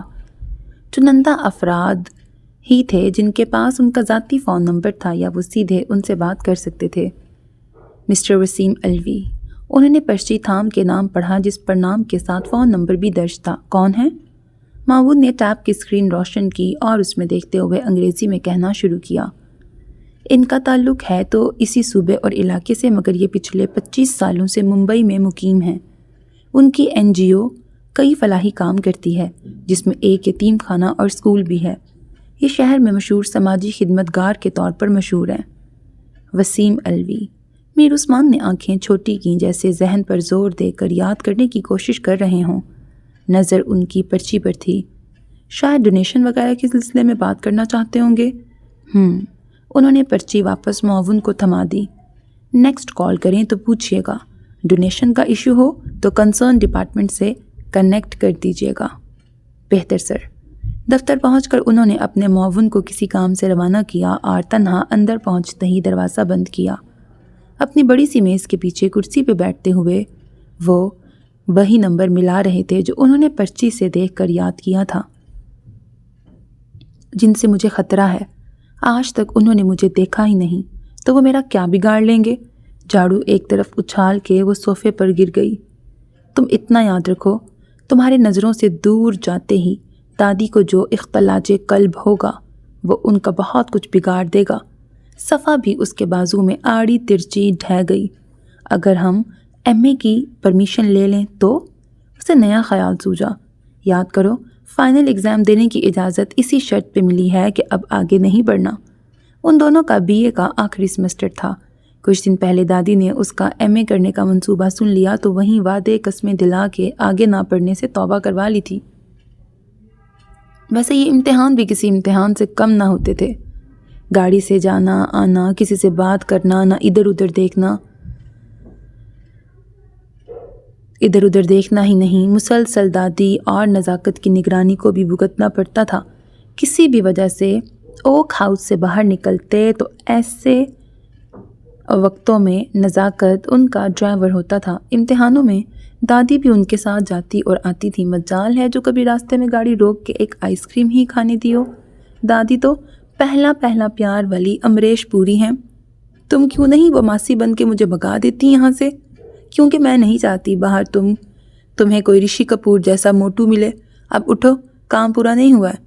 خود اٹھنے سے پہلے صفا نے اسے دھکا دیا۔ 2 کوڑی کی عزت نہیں مالکن کی، اس نے منہ بنایا۔ ویسے وہ جاتے ہوئے پلٹی۔ ہو سکتا ہے تمہاری شکل ہو بہو ماں یا باپ کی کاپی ہو، یعنی تم ان کا جونیئر یا جڑواں ورژن، اس لیے دادی تمہیں اتنا چھپا کے رکھتی ہیں۔ اور پھر نواب بیگم نے بتایا بھی تو کتنی دفعہ ہے کہ وہ اب بھی تمہیں ڈھونڈتے ہیں۔ اچھا، اس نے اپنے چہرے پہ ہاتھ پھیرا۔ یہ نقوش ہی اس کے دشمن تھے جو اس کے پاس والدین سے منسلک واحد نشانی کے طور پر سب سے خاص بھی تھے۔ اس نے جب بھی دادی سے اپنے والدین کا پوچھا اکثر تو جواب ملتا ہی نہیں تھا، کبھی کہتی بھی تو وہ بڑا مبہم اور نپا تلا جواب دیتی تھی۔ تمہاری ماں کا خاندان پیسوں والا ہی نہیں، ظالم بھی ہے۔ تب بھی ہم غریبوں کی حیثیت ان کے نزدیک کیڑے مکوڑوں سے کم نہیں تھی۔ وہ اتنے سنگ دل ہیں کہ غیرت کے نام پر داماد کے ساتھ بیٹی کو بھی مار ڈالا، تو ان کے لیے تمہیں مارنا کیا مشکل ہے؟ تمہارے علاوہ کون ہے میرا کہ تمہیں بھی کھو دوں؟ اور تمہارے باپ کو ہمیشہ یہ خوف تھا یا اسے علم تھا ایسا کچھ ہوگا جو اس نے مجھ سے وعدہ لیا تھا کہ اگر ان دونوں کو کچھ ہو جائے تو تمہیں ہمیشہ دنیا سے چھپا کے رکھوں، اور اسے لگتا دنیا سے بچ کے رہنے کا سارا بوجھ اس کے کاندھوں پر آن گرا ہو۔ صفا کام میں لگی تھی اور وہ ہزاروں بار سوچی گئی باتیں پھر سوچ رہی تھی۔ آج کون سی فلمیں آنی ہیں؟ صفا کو اچانک یاد آیا۔ وہ جھٹکے سے صوفے سے اٹھ بیٹھی۔ بہت ہوا، اب ہمیں یا تو باہر جانے دیا جائے یا ٹی وی پہ سارے چینلز تک رسائی دی جائے۔ اس نے ہاتھ اٹھا کے نعرہ لگایا۔ زیادہ انقلابی بننے کی کوشش کی نا تو اس اکلوتے کام کے چینل سے بھی ہاتھ دھونے پڑیں گے۔ اس کے پاس انڈرائڈ فون تھا لیکن انٹرنیٹ نہیں، ٹی وی تھا مگر سارے چینلز نہیں، خبروں والے چینل تھے اور مقامی کیبل والے۔ یہ بھی نسیم بانو کی احتیاط تھی کہ وہ سوشل میڈیا پر اپنی تصویریں ڈالنا شروع کر دیں گی۔ چینلز اس لیے بند ہو گئے تھے کہ جب نئے نئے میسر ہوئے تھے تب وہ ایک انگریزی فلم کا بقول دادی بیہودہ منظر دیکھتے ہوئے پکڑی گئی تھی اور انہوں نے اگلے دن ہی کارٹون کے علاوہ سارے چینل بند کروا دیے تھے۔ بڑی منت سماجت کی تب جا کے ایک ہندی فلموں والا چینل ملا تھا جس پر جو فلمیں آتی تھیں وہ ساری 90 کی دہائی کی ہوتی تھیں۔ موضوع کتنا ہی سنجیدہ ہوتا وہ انہیں مزاحیہ لگتی، اور سچ بھی یہ تھا کہ اس دور میں وہ فلمیں محض میم بنانے کے لیے استعمال ہوتی تھیں، مگر وہ اس کے بھی مزے لے لیتی تھی۔ اس نے بیگم عنایت جہاں سے التجا بھی کی تھی اور انہوں نے مسکرا کے اس کی گزارش رد کر دی تھی۔ ہمارے نزدیک آپ کی دادی حضور کا اطمینان زیادہ اہمیت کا حامل ہے۔ تمہارا یہ دورہ کب ختم ہوگا؟ اگر طویل دورہ ہے تو جاؤ کمرے میں جا کے آرام کرو۔ صفا نے اسے اوپر جانے کا اشارہ کیا۔ یہ کبھی کبھار ہوتا تھا، ورنہ تو وہ اس زندگی کی عادی تھی جو اور جتنا میسر تھا اس پہ سمجھوتا کر لیا تھا کہ سارے اعتراضات کے بعد دادی کو دیکھ کے اسے ان پر ترس آ جاتا تھا۔ سب کچھ صاف ہی ہے، بس کر دو اب، کل نزاکت کہیں چکرا ہی نہ جائے کہ سب کچھ چمچما کیوں رہا ہے۔ تمہاری دادی جب تک مجھے 2 گھنٹے کام کرتے نہ دیکھ لیں ان کی تسلی نہیں ہوگی۔ وہ لمبے ڈنڈے والا پوچا فرش پہ پھیر رہی تھی۔ انہیں میری تنخواہ کو حلال کرنے کا سب سے زیادہ شوق ہے۔ وہ بے دلی سے بس ساتھ کام کرنے کا ڈرامہ کرتی رہی۔ دادی کھانا پکا کے فارغ ہوئیں تو وہ دونوں بھی دکھاوے والی صفائی مکمل کر چکی تھیں۔ دادی نے اسے بتایا تھا بیگم عنایت جہاں اس کے والدین کی دوست تھیں وہ بھی امیر تھیں، تو سبیل نے اخذ کر لیا تھا کہ وہ اس کی والدہ کی شناسہ ہوں گی، اور اب وہ دوستی نبھاتے ہوئے اتنے سالوں سے ان کی کفالت کر رہی تھیں۔ اس کے دادا کا جو بچا کچا اثاثہ تھا وہ بھی بقول دادی بیگم عنایت جہاں ہی دیکھتی تھیں۔ اس کی بڑی تمنا تھی کہ وہ کبھی ان کے پاس بیٹھ کے اپنے والدین کی باتیں کرے، پرانے قصے سنے، لیکن ایک تو بیگم عنایت جہاں کا شاہانہ انداز ہی حدود اور فاصلے کا متقاضی تھا، دوسرے دادی کا حکم۔ اس کے باوجود بیگم عنایت جہاں اسے بہت اچھی لگتی تھیں۔ حسین و جمیل شفون کی ساڑی اور سچے موتیوں کے مخصوص اور مختصر زیور سے آراستہ، اپنا برانڈڈ پرس، برانڈڈ جوتا، دھوپ کا چشمہ پہنے بھی وہ کسی شہزادی سے کم نہیں لگتی تھیں۔ چونکہ وہ سیاستدان تھیں، وہ بھی ایسے حلقے کی جہاں غربت ہی غربت تھی، لہٰذا اپنا امیج سادہ اور عز و انکسار والا بنائے رکھنا پیشے کا تقاضا تھا۔ پھر بھی ان کا پروقار سراپا اور مضبوط، اپنی اہمیت دکھاتا، سامنے والے سے احترام اور کسی قدر جھکا سر و نظر طلب کرتا لہجہ و انداز اسے اچھا لگتا تھا۔ وہ مکمل طور پر ان کی شخصیت کے سحر میں مبتلا تھی۔ ان کا رعب سب پر اس قدر تھا کہ ان کی نگاہیں اور سر بیگم عنایت جہاں کی موجودگی میں جھکے رہتے تھے۔ ایک وہ تھی جو ان کے ساتھ کبھی کبھار بے تکلف ہو جاتی تھی اور ایسی صورتحال میں باقی سب دم ساتھ لیتے تھے۔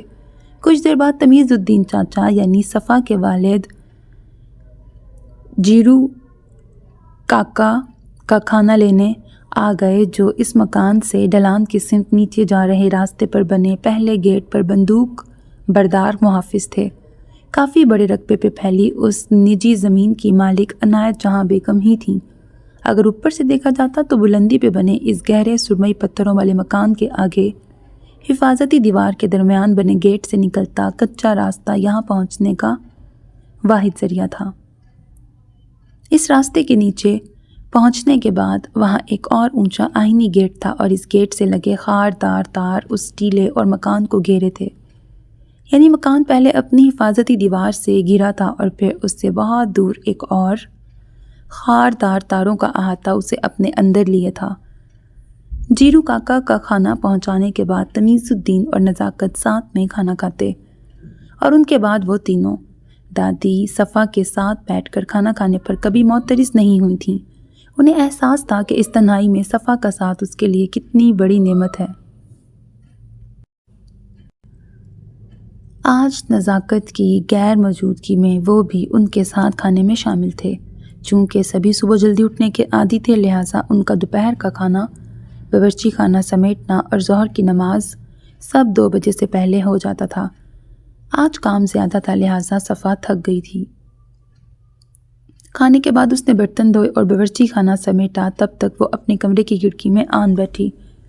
وہاں بیٹھ کر سوچوں کو آزاد چھوڑ کے بے سروپا اور بنا منطق کے بس سوچے جانا وقت گزاری کا ذریعہ تھا. یہاں بیٹھ کے اکثر اس کے ذہن میں انوکھے خیال آتے تھے، بہت انوکھے، جنہیں وہ قلم بند کرتی تھی. جب وہ اپنا لکھا صفا کو پڑھ کے سناتی تو کبھی وہ حیرت سے گنگ رہ جاتی اور کبھی ہنس ہنس کے لوٹ پوٹ ہو جاتی. وہ اس قدر اوٹ پٹانگ سوچتی اور لکھتی تھی. اس وقت بھی وہ ڈائری اور قلم ہاتھ میں لیے بیٹھی تھی. کیا لکھا؟ سناؤ ذرا. دوپٹہ ایک طرف اچھال کے پلنگ پہ اوندھا گرتے ہوئے صفا نے ہتھیلیوں پہ چہرہ ٹکایا. سو جاؤ، سن کے تم نے ہنسنا ہی ہے. اس نے نروٹھے پن سے کہا، تمہاری کہانیاں سن کے نیند بڑی اچھی آتی ہے، اور تمہاری دادی نے جتنی محنت کروائی ہے نا، اس کے بعد تمہارا فرض ہے مجھے ایک گہری نیند سونے میں مدد کرو. عموماً وہ اس وقت ٹی وی لگاتی تھی، مگر آج کام کی زیادتی آرام کی طلبگار تھی. تو سنو. سبیل نے کیچر سے نکلے ریشمی بال کان کے پیچھے اڑسے اور ڈائری کھولی. ایک دن سویرے جب شما کی آنکھ کھلی تو اس کے دل میں آیا، کاش وہ ایک چڑیا ہوتی. اور سوچنے کی دیر تھی کہ اس نے خود کو ایک ٹہنی پہ بیٹھا پایا. جب گھبرا کے اپنی سمت دیکھا، ویسے اسے اب گھبرانا چھوڑ دینا چاہیے، پھر بھی وہ ہر بار ہیئت و صورت بدلنے پر گھبراتی ضرور ہے. خیر، تو گہرے ہلکے بھورے پروں سے ڈھکا اپنا بدن نظر آیا. رکو رکو. صفا جو اب چت لیٹی چھت کو دیکھ رہی تھی، ہاتھ اٹھا کے گویا ہوئی. یہ شما سبیل کی تخیلاتی کہانیوں کا مستقل کردار تھی. اتو سی چڑیا. اس نے اتو سی سمجھانے کے لیے انگوٹھے اور انگلی کا سہارا لیا. جس کی گردن بھی نہیں ہوتی وہ خود کو کیسے دیکھے گی؟ سنو اور سو. سبیل پر کچھ اثر نہیں ہوا کہ اس کی کہانی اس کی مرضی. صفا نے ہاتھ سینے پر گرا لیا. ویسے وہ آسمان میں اس سے پہلے بھی اڑ چکی تھی، مگر اتنا چھوٹا بقول تمہارے اتو سا پرندہ بننے کا پہلا تجربہ تھا، لہٰذا وہ ذرا سہمی سی تھی. اس نے جیسے ہی نیچے دیکھا، زمین اتنی دور تھی کہ اسے چکر آ گئے. سر گھوما اور وہ لڑکھڑاتی زمین کی سمت گرنے لگی. ابھی یہ فری فال جاری تھا کہ ایک دم اسے یاد آیا، وہ تو چڑیا ہے، اور اس نے اپنے پر پھیلا دیے. سبیل نے رک کے صفا کو دیکھا. اس کی سمت سے کوئی آواز نہیں آئی تھی، یعنی وہ سو گئی تھی. اس نے ڈائری بند کر کے رکھ دی. شما کا چڑیا کے بھیس میں یہ سفر اتنا مختصر نہیں تھا، بلکہ شما کا کوئی سفر مختصر نہیں ہوتا تھا. لیکن اب کسے سناتی؟ صفا کو دیا گیا کمرہ تھا تو نیچے، مگر ایک زمانہ ہوا وہ اوپر سبیل کے ساتھ ہی ہوتی تھی. تمیز الدین بیوی کی وفات کے بعد جب اسے بھی اپنے ساتھ یہاں لے آئے تو وہ 5 برس کی تھی. ایک ہم عمر کو دیکھنے کے بعد سبیل کی خوشی اور جوش دیکھ کے دادی نے ان دونوں کو ایک ہی اسکول میں داخل کر دیا تھا، جو ان دونوں کو بہت دور لگتا تھا. تمیز الدین روز انہیں اپنی اسکوٹر پر اسکول چھوڑنے اور لینے جاتے تھے. انہیں کبھی کہیں کسی بھی وجہ سے اوک ہاؤس اور بیگم عنایت جہاں کا نام لینے کی اجازت نہیں تھی. اس وقت تو انہیں عنایت جہاں کا نام بھی یاد نہیں رہتا تھا، مگر روز گھر سے نکلنے سے پہلے دادی اور اسکول پہنچ کے تمیز الدین انہیں یاد دلایا کرتے تھے. صفا کے آنے سے اسے سہیلی مل گئی اور اس کی باتونی اور شرارتی طبیعت اس کے لیے کافی ہو گئی تھی. اس سے زیادہ محتاط اور حاضر دماغ صفا تھی. بچپن سے ہی صفا کو یہ احساس ذمہ داری بڑا اچھا لگتا تھا کہ وہ کسی اہم کی محافظ ہے. اس کی ذہن سازی میں تمیز الدین کا بڑا ہاتھ تھا. کچھ وقت بعد نزاکت وہاں آ گیا تھا اور پھر اہم موقعوں پر جب انہیں عید بقرہ عید خریداری کرنی ہوتی نزاکت گاڑی سے انہیں بازار لے جاتا تھا۔ اس معاملے میں کوئی بندش نہیں تھی کہ خرچ دیکھ کے کرنا ہے۔ وہ اس لیے بھی خوش رہتی تھیں کہ جو مرضی ہوتی وہ مل جاتا تھا، کپڑا، کتاب، جوتا، کھلونا، سب۔ 10ویں کا امتحان دیا تو اس کے بعد دادی سے اس نے باقاعدہ لڑائی کر کے آگے کی پڑھائی جاری رکھی تھی، جہاں وہ دونوں صرف پرچے لکھنے امتحان گاہ جاتی تھیں۔ جانے کتنا وقت ماضی میں ڈھل چکا تھا۔ وہ چونکی اس وقت جب ہارن کی آواز آئی۔ ہر چند ہفتوں بعد یہ چھوٹا سا ٹیمپو ان کے لیے کریانے کا سامان لے کے آتا تھا۔ روزمرہ کا سودا سلف جیسے گوشت، سبزی، دودھ وغیرہ تمیز الدین لاتے تھے۔ ان کا ہر دوسرے تیسرے دن اپنی اسکوٹر سے ایک چکر باہر کا لازمی لگتا تھا۔ کسی خیال کے تحت وہ اٹھ کھڑی ہوئی۔ ذرا دیر قبل ناول کی ہیروئن کی طرح گھر سے جانے والی بات اسے یاد آ گئی تھی۔ وہ بھی تو اسی طرح گاڑی میں چپ کے گھر سے گئی تھی۔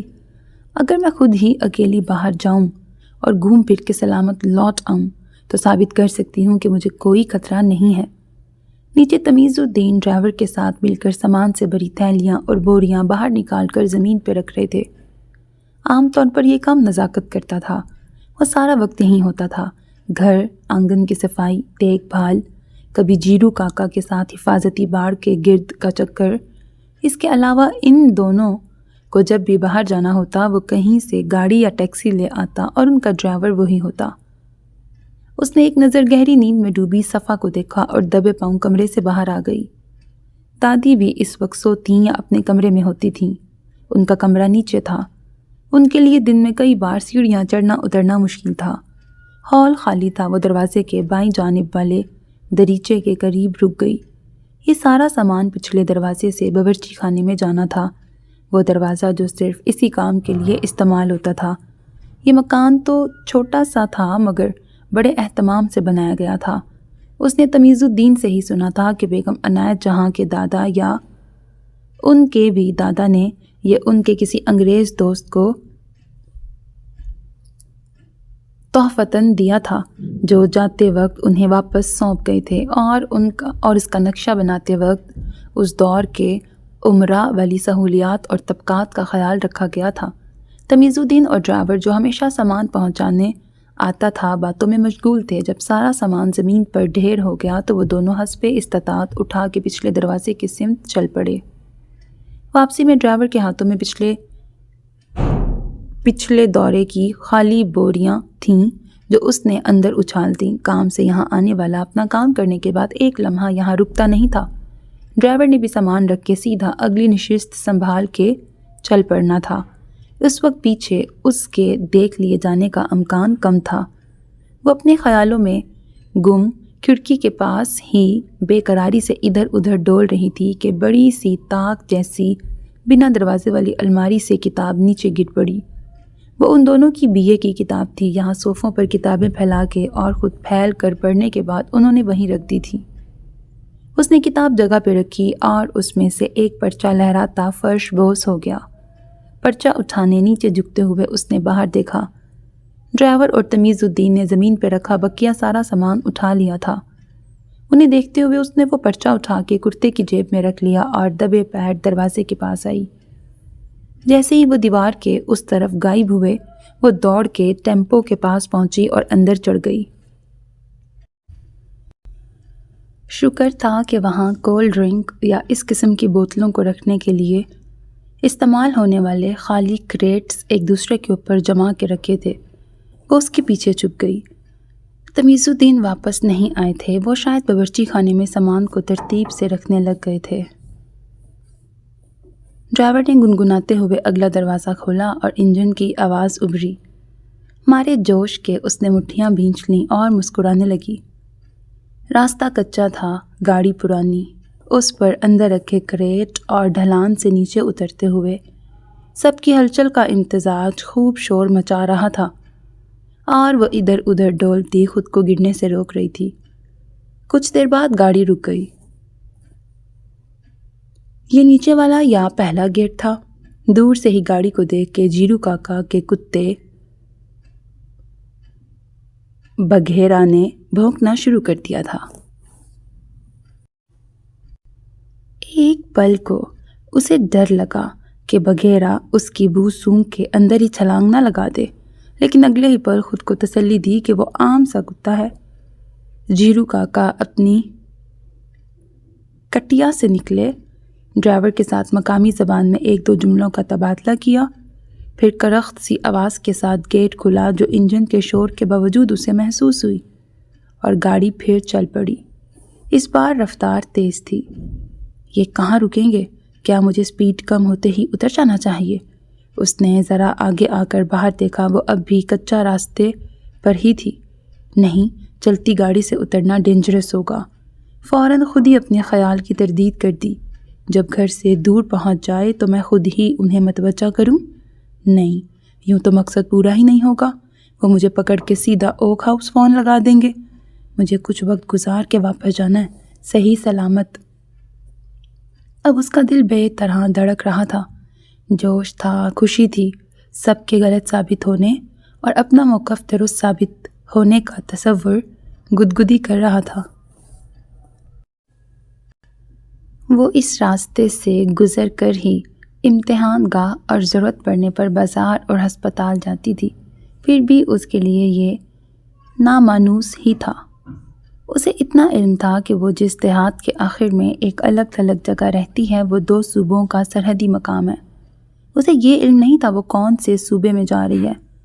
یہ 2 بڑے شہروں کے بیچ کی اہم شاہراہ تھی، اسی لحاظ سے نجی کاروں اور بسوں کے علاوہ سرکاری بسیں بھی دکھائی دے رہی تھیں۔ مجھے واپسی میں رکشہ لینا پڑے گا، اس نے سوچا۔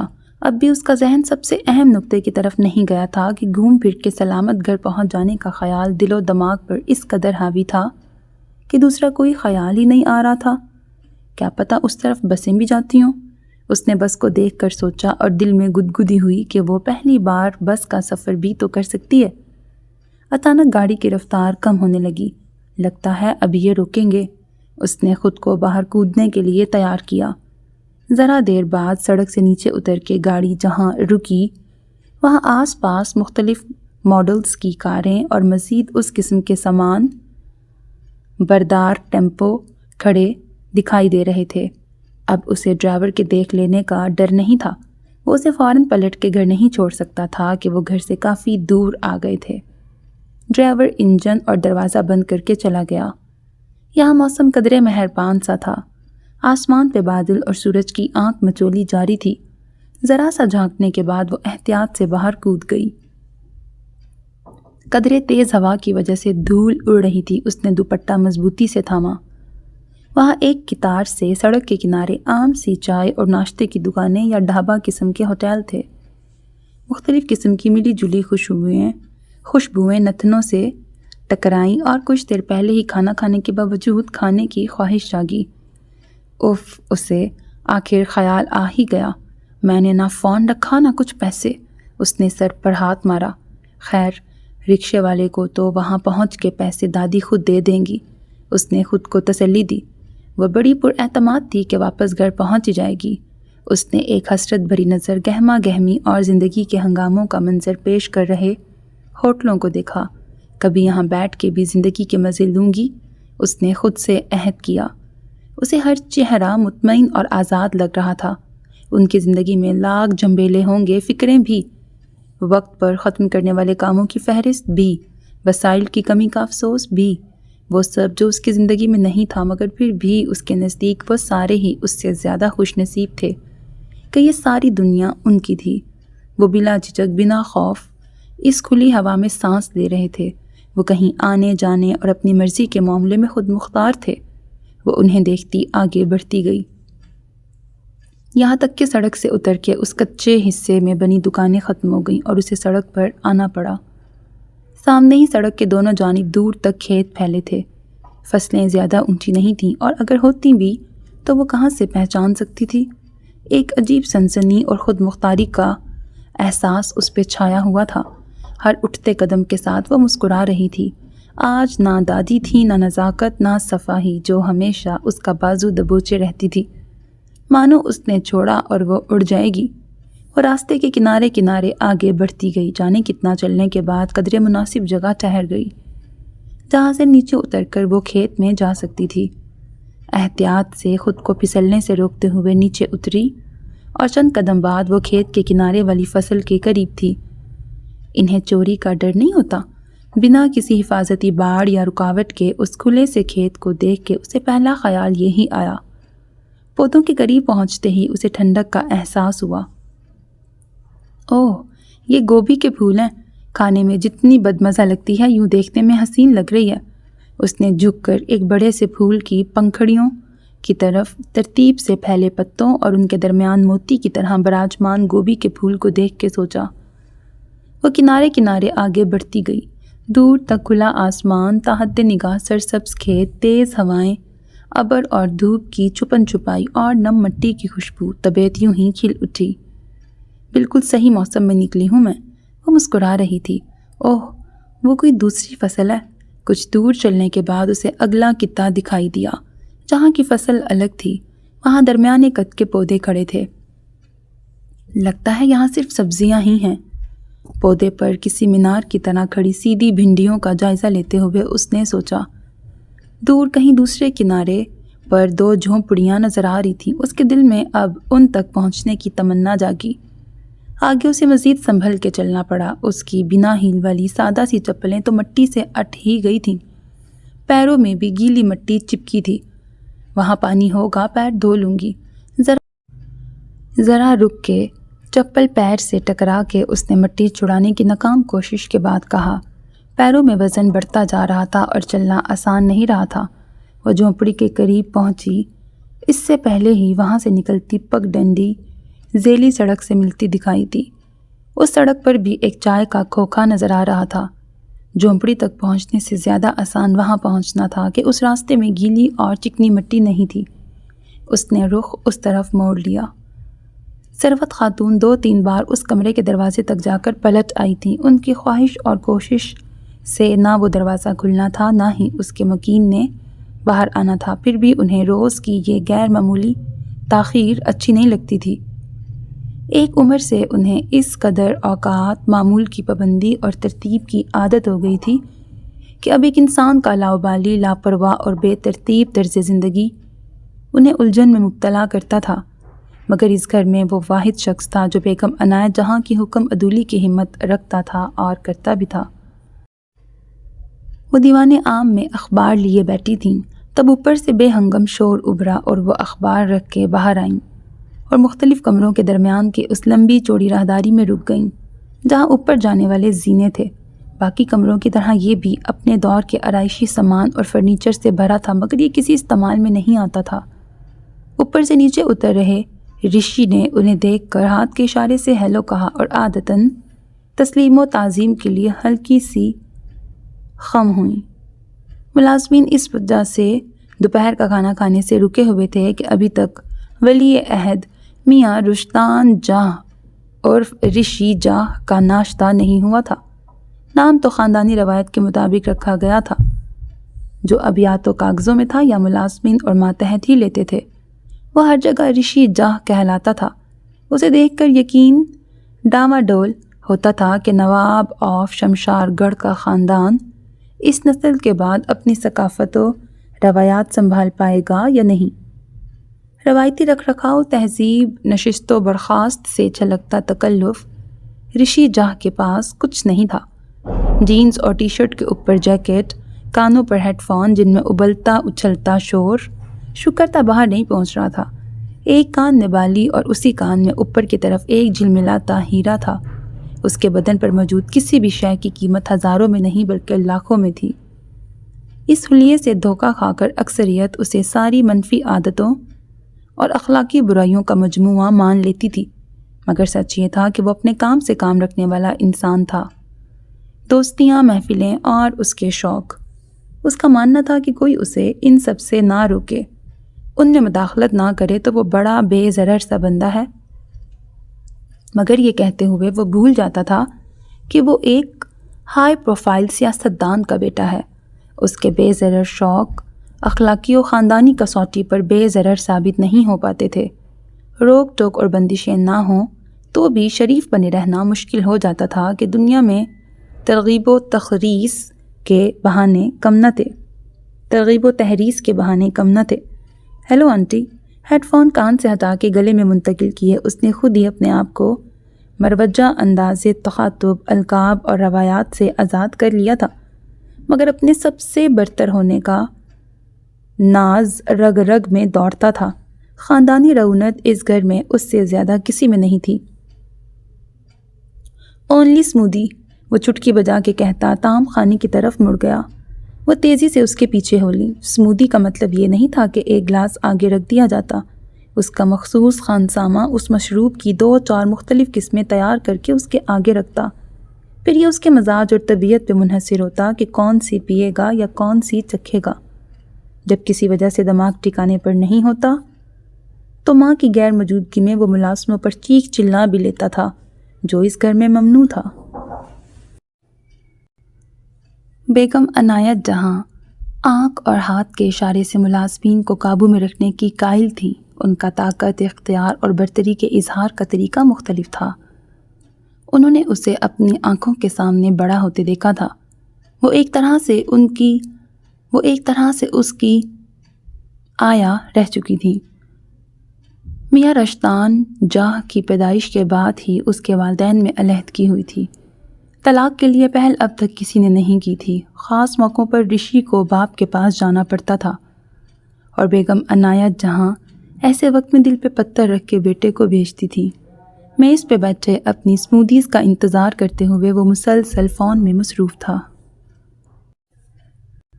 उसके हाथ में मौजूद अजीबो गरीब अंगूठियों को देखती वो ज़रा फासले पे खड़ी थी। चूँकि वो इस कोठी की मुंतज़िम आला और घर में बेगम अनायत जहाँ की मोतमिद ख़ास थीं, सारा अमला उनसे डरता भी था और जलता भी था, मगर वो तवज्जो नहीं देती थी। पीठ पीछे की जाने वाली बातें और आरा उनके कानों तक पहुंचती थी, मगर उन्होंने कभी पलट कर जवाब देने या चुप कराने की कोशिश नहीं की थी। उन्हें अपना मकाम मालूम था और वो बाकियों को इस लायक नहीं गर्दानती थीं कि उनके मुंह लगा जाए। अपने आगे धरे कीमती 5 ग्लासों में इतने ही कीमती अज्जा से बनी स्मूदीज़ बारी बारी चखने के बाद वो किसी कॉल के आते ही उठ गया। वो अपनी गाड़ी खुद चलाता था। वैसे उसके दोस्त हमेशा साथ होते थे। शास ही वो गाड़ी में तन्हा होता। उसके मुहाफ़िज़ दूसरी गाड़ी में हर जगह उसके पीछे और आसपास मौजूद रहते थे। ये उठाओ और अब सब खाना खा सकते हैं, उन्होंने यूनिफॉर्म में मलबूस मुलाजिम को आवाज़ देकर बुलाने के बाद कहा। मुलाज़मीन के खाने का कमरा अलग था, जबकि उनका तीनों वक्त का खाना मखसूस वक्त पर उनके कमरे में पहुंचा दिया जाता था। वो ना मालिकों के साथ बैठ सकती थी ना मुलाज़मों के साथ। सफ़ा ने आंखें खुलने पर चुंधियाई आंखों से पहले खिड़की की सिमत और फिर बाकी कमरे में देखा। सबील, उसने आवाज़ लगाई और उठ बैठी। सबील, अब के दरवाजे की सिमत मुँह करके कदरे बुलंद आवाज़ में नाम लिया ताकि वो दूसरे कमरे या राहदारी में खड़ी पिछले मंजर में गुम हो तो सुन ले, मगर वो होती तो सुनती। वो आंखें मलती, दुपट्टा संभालती पलंग से उतर गई। आवाज़ दिए बिना उसने बारी बारी ऊपर के तीनों कमरे देखे कि उसके नाम की सदा दादी को मतवज्जा कर सकती थी। खामोशी से नीचे उतर के होश का चक्कर लगाया, निचला हिस्सा सारा देख डाला अहाते में, जहाँ जहाँ छुपे होने का इम्कान था देख लिया। वापस ऊपर आके देखा तो फ़ोन वहीं था। वो दोनों कभी कभार गेट के बाहर जेरू काका के इलाके में चहलकदमी को जाती थी, मगर तन्हा कभी नहीं। या अल्लाह, सबील, कोई हमाकत मत करना। वो फिर नीचे आई और अपने अब्बा को ढूंढा जो गेट के बाहर अपनी पुरानी और खटारा स्कूटर की तफसीली सफाई कर रहे थे। अब्बा, सबील को कहीं देखा है? नहीं, पीछे होंगी। उन्होंने स्याह चिकने से कपड़े से कोई इतना ही स्याह पुर्जा घिसते हुए कहा। मैंने सब जगह देख लिया है, वो कहीं नहीं है। वो चौंक गए। क्या मतलब? खाने के बाद मैं सो गई थी, वो कमरे में थी, मगर अब उठी हूँ तो वो कहीं नहीं है। आप कहीं गए थे? मैं कहाँ जाऊँगा? आप जीरू काका को फ़ोन करें, क्या पता उधर कहीं हो टहलने। उधर भी यहीं से जाएगी ना, मैं सुबह से यहीं हूँ। बस वो एकदम ठिठक के रुक गए। कांपते हाथों से उन्होंने पुर्जा नीचे रखा और फ़ोन निकाला। नसीम बानो को जगाओ, उन्होंने बेटी से कहा। यकायक उन पर उजलत सवार हुई थी। वो जीरू को फ़ोन लगा रहे थे। क्या हुआ अब्बा? उनके यक बयक बदले हाव भाव देख के वो भी घबरा गई। तुम उन्हें उठाओ, मैं आ रहा हूँ। उनके ज़िम्मे यहाँ की चौकीदारी भी थी और उनसे गफलत हुई थी। जाओ अब के, उन्होंने ज़रा गुस्से से कहा और वो तूहन करहन नसीम बानो के कमरे की तरफ दौड़ी। जीरू ने फ़ोन उठा लिया था। ذرا دیر میں ہی طوفان آ گیا، کم سے کم نسیم بیگم، تمیز الدین اور جیرو کاکا کے چہروں پر۔ ٹیمپو ڈرائیور کو فون پر فون لگائے جا رہے تھے مگر وہ فون اٹھا نہیں رہا تھا۔ اتنا تو وہ تینوں جانتے تھے کہ اوک ہاؤس تک رسائی پانے والا اپنی وفاداری مالکوں کے قدموں میں رکھنے کے بعد ہی یہاں آتا ہے، لہٰذا ڈرائیور سے انہیں کسی شرارت یا غلط اقدام کی توقع نہیں تھی۔ تم نیچے جا کے دیکھو، ہو سکتا ہے وہ یہیں کہیں بھٹک رہی ہو، گیٹ کے اندر ہی اتنی بڑی جگہ ہے۔ دادی نے جیرو کاکا کو بھیج دیا۔ ڈرائیور بھروسے کا آدمی ہے، ہو سکتا ہے اسے ابھی تک علم ہی نہ ہوا ہو، یا ہو سکتا ہے وہ واپس لے کے آ رہا ہو۔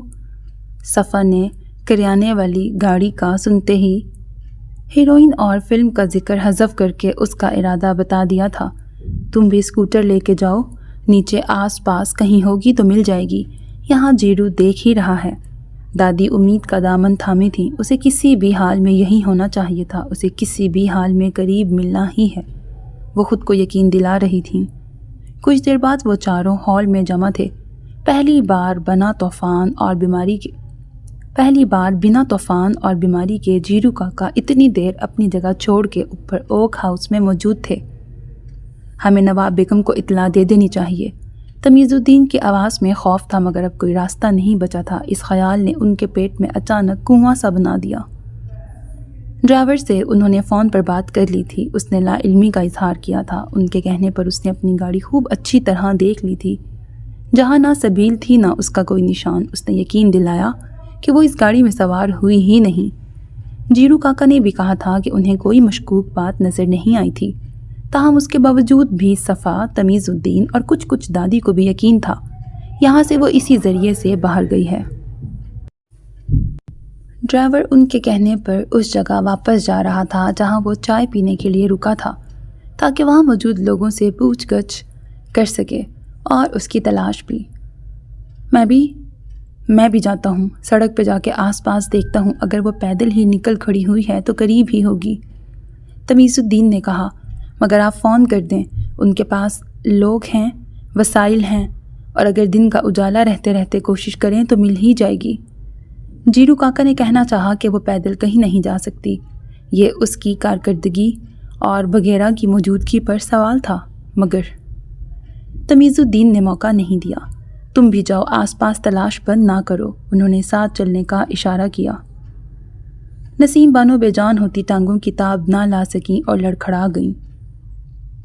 آپ یہاں بیٹھیں، صفا نے انہیں تھام کے قریب صوفے پر بٹھایا اور خود پانی لینے باورچی خانے کی سمت دوڑی۔ اسے اگر نسیم بانو کے دل و ذہن میں چل رہی باتیں معلوم ہو جاتیں تو وہ مارے حیرت کے بت بن جاتی۔ اگر بیگم عنایت جہاں کو خبر کرنا ہی تھی تو یہ ان کی ذمہ داری تھی۔ انہوں نے کانپتے ہاتھوں سے فون اٹھایا، ان کا چہرہ سفید ہو گیا تھا، انہیں سبیل کی فکر تھی مگر اس لمحے ہر جذبے اور احساس پر بیگم عنایت جہاں کا خوف حاوی تھا۔ وہ کبھی براہ راست بیگم عنایت جہاں کو فون نہیں کر سکتی تھیں، اب بھی دوسری طرف وہی سرد آواز ابھری جس کا دبدبا ان کے لیے بیگم عنایت جہاں سے کم نہیں تھا۔ سبیل کہیں چلی گئی ہے، مل نہیں رہی ہے، سب جگہ دیکھ لیا۔ ان کی آواز کانپ رہی تھی مگر انداز یوں تھا گویا جتنا جلدی سب کچھ بتا دیں گی سزا میں اتنی رعایت ملے گی، یعنی سزا تو ناگزیر تھی۔ وہ پورے تام جھام سے اپنے حواریوں کے ہمراہ اپنے حلقے سے امیدواری کا پرچہ داخل کرنے جا رہی تھیں۔ اپنے والد کی وجہ سے انتخابات جیتنا ان کے لیے کبھی مسئلہ نہیں رہا تھا، ان کا نام اور کام تو تھا ہی، عوام بھی اب تک ان کے وفادار تھے، مگر بدلتے سیاسی منظرنامے نے اب سب کچھ بدل دیا تھا۔ پارٹی کے اندر دشمن پیدا ہوئے تو مقابل میں بھی وہ ہمت آ گئی تھی کہ وہ اب خانہ پوری کے لیے اپنا امیدوار کھڑا نہیں کر رہے تھے، بلکہ اس بار وہ ایڑی چوٹی کا زور لگا کے اس حلقے کا ریکارڈ توڑنے کی تگ و دو میں تھے۔ مقامی سیاست سے نکل کر قومی سیاست میں بھی یہ ان کا پہلا قدم تھا۔ ان کا کیمپین مینیجر روسٹرم کے پاس کھڑا پارٹی ورکرز اور ان کے حامیوں سے مخاطب تھا۔ جب احتیاط سے دروازہ کھول کے اندر آئے، صدیقی نے انہیں اشارہ کیا اور چلا گیا۔ چند لمحوں بعد وہ اٹھیں اور مینیجر کو بات جاری رکھنے کا اشارہ کرتی اپنے دفتر میں آ گئیں۔ کچھ ارجنٹ؟ انہوں نے کرسی کی طرف جاتے ہوئے انگریزی میں پوچھا۔ اوک ہاؤس۔ صدیقی کی زبان سے نکلے دو لفظوں پر وہ جہاں تھیں وہیں رک گئیں۔ بی بی کہیں چلی گئی ہیں؟ وہ جھٹکے سے پلٹی اور بے یقینی سے دیکھا۔ صدیقی نے بسر ہلا کے خبر کے درست ہونے کی یقین دہانی کی۔ ان کا ہاتھ بے اختیار پیشانی مسلنے لگا۔ باہر کوئی معقول ریزن دیں، بتائیں آج ہم نہیں جا پائیں گے، ہم باہر آپ کا ویٹ کر رہے ہیں۔ انہوں نے میز پر رکھا اپنا بیگ، دھوپ کا چشمہ اٹھایا اور باہر نکل گئیں۔ سنبھل کے چلتی وہ مختصر سی ڈھلان چڑھ کے سڑک پہ آئی تو پیر گویا ہاتھی کے پاؤں ہو چکے تھے۔ جو دور سے اسے چھوٹا موٹا ہوٹل دکھائی دے رہا تھا وہ ویران پڑا بند گیراج تھا، جس کے دروازے پر رنگ و روگن سے بنے مٹے سے بدنما اشتہار کو وہ کوئی ذی نفس سمجھ بیٹھی تھی۔ شاہراہ کے مقابلے میں یہ ٹوٹی پھوٹی سڑک ویران تھی۔ مجھے مین روڈ کی سمت ہی پلٹنا چاہیے تھا۔ اس نے اپنے پیروں کو دیکھا اور پھر دور سڑک پہ دوڑتی گاڑیوں کو جو دور سے چھوٹی دکھائی دے رہی تھیں۔ میں اتنا چل چکی، اس نے حیرانی سے کھیتوں کو دیکھا۔ فی الحال چپلوں سے لپٹی مٹی سب سے بڑا مسئلہ تھی۔ اس نے آس پاس نظر دوڑائی۔ سڑک کے درمیان ایک مضبوط لکڑی تھی۔ لکڑی کی طرف بڑھتے ہوئے وہ سڑک کے دوسرے کنارے ٹکنے کی کوئی جگہ بھی دیکھ رہی تھی۔ اچانک سڑک کی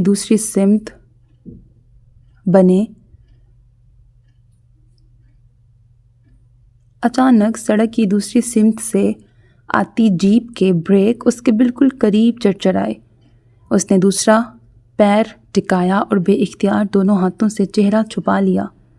اسے لگا تھا دردناک موت ہوگی جب جیپ اس پر چڑھے گی، مگر ایسا کچھ نہ ہوا۔ چہرے سے ہاتھ ہٹائے تو ڈرائیونگ نشست پہ بیٹھا بندہ کچھ غصے میں نظر آیا۔ غلطی ساری میری تو نہیں، اور فلم میں تو ہیروئن ہیرو مبہوت رہ گیا تھا جب کرشمہ نے چہرے سے ہاتھ ہٹائے تھے۔ ذرا دیر پہلے جس دردناک موت کا خیال آیا تھا اس سے بچنے پہ شکر کے بجائے وہ اجنبی کے رد عمل پہ تپ رہی تھی۔ جب وہ اسی جگہ جمیوں سے دیکھتی رہی تو کسی انہونی کے خیال سے وہ باہر آیا۔ اس کا سراپا جائزہ لیا۔ وہ سلامت تھی۔ آپ راستہ چھوڑیں تو میں آگے جاؤں۔ آواز تھی یا کوئی اصرار، بنا کسی تاثر اور جذبے کے، مگر پھر بھی متوجہ کرنے والی، یاد رہ جانے والی۔ وہ اتنی مروب ہوئی کہ پل بھر پہلے والا ساری غلطی میری تو نہیں بھول کے پھر سڑک کے دوسری جانب آگے بڑھی۔ وہ حیرت سے اسے دیکھتا واپس دروازہ کھولنے لگا تھا کہ سبیل کو یاد آ گیا۔ آپ کے پاس پانی ہوگا؟ وہ بونٹ پر ہاتھ رکھ کے رک گئی تھی۔ اجنبی نے اس کے پیروں کو دیکھا۔ اس نے دروازے کے اندرونی حصے سے ہی ایک بوتل نکال کے اس کی طرف بڑھائی۔ Thank you. اس نے جھپٹ کے بوتل لی، ڈھکن کھولا اور پیروں پر انڈیل دی۔ اور ہے؟ معصومیت کی انتہا تھی یا پھوڑ پن کی؟ اجنبی نے گھورا مگر ایک اور بوتل نکال لی۔ سبیل نے ہاتھ بڑھایا مگر اس نے اسے بوتل دی نہیں۔ وہاں اس پتھر پر باری باری پیر رکھ کے دھوئیں۔ بعید نہ تھا کہ وہ دوسری بوتل بھی خالی کر کے ایک اور ملے گی کہتی۔ اف، پانی کا قدردان، سبیل نے دل میں سوچا، اور اس کی بتائی جگہ پہنچی اور پلٹ کے اسے دیکھا۔ اسے 7 بوتل بھی لے لینی چاہیے تھی مگر اسے کہاں عادت تھی۔ وہ اب بھی منتظر تھی کہ صفا کی طرح وہ آگے آ کر خود ہی اس کے پیروں پہ پانی ڈالے گا۔ وہ آگے آیا اور اسے احساس کراتے ہوئے کہ وہ صفا نہیں، نہ یہ اوک ہاؤس ہے، بوتل اسے تھما دی۔ اس نے اب کی دفعہ احتیاط سے پانی گرایا، باری باری دونوں پیر اور چپلیں دھونے کے بعد زمین پہ رکھے پیروں کو دیکھا اور ہونٹ بھینچ لیے۔ اب ان گیلی چپلوں سے دھول چپکی جا رہی تھی اور اسے چل کر اس شاہراہ تک جانا تھا، وہیں سے رکشہ یا بس کا انتظام ہو سکتا تھا۔ رکیں؟ وہ ایک دم پلٹی۔ جب تک وہ اندر بیٹھ گیا تھا وہ احتیاط بلائے طاق رکھتی دھول سے اٹی چپلوں کے ساتھ جیپ کے پاس آئی۔ آپ مجھے مین روڈ پہ چھوڑ دیجیے گا؟ نہ سوال، نہ گزارش، نہ اجازت۔ وہ دروازہ کھول کے اندر بیٹھ گئی۔ بیٹھتے ہی اس کی نظر ڈیش بورڈ پہ دھرے ٹیشو باکس پہ پڑی اور اس نے ایک ساتھ کئی ٹیشو کھینچ لیے۔ اس نے گاڑی آگے بڑھا دی۔ وہ کسی طرح جھک کے ٹیشو سے اپنے پیر اور چپلیں خشک کرنے لگی۔ ہاتھ میں اکٹھا ہوئے گندے ٹیشو اس نے کھڑکی کے شیشے گرا کر باہر پھینک دیے اور اس نے سختی سے لب بند کیے۔ جب وہ اپنے کام سے مطمئن ہوئی تو شیشہ چڑھایا اور تیزی سے دوڑتی سڑک اور مناظر کا جائزہ لیا۔ پیچھے چھوٹ رہے مناظر اس تیزی سے بھاگ رہے تھے کہ وہ انہیں دیکھنے پیچھے پلٹی۔ پچھلے دروازے کے شیشے کے پار دیکھتے ہی اسے احساس ہوا کہ وہ بائیں مڑنے کے بجائے دائیں سمت آگے جا رہی ہے، یعنی گھر سے اور دور۔ آپ غلط سمجھا رہے ہیں، اس نے تیزی سے کہا، جیسے وہ یہ غلطی سنتے ہی فوراً بریک لگا کر سر پیٹے گا۔ آپ میرا ڈیسٹینیشن جانتی ہیں؟ وہی آواز، اور سبیل نے کوشش کی متاثر نہ ہونے کی۔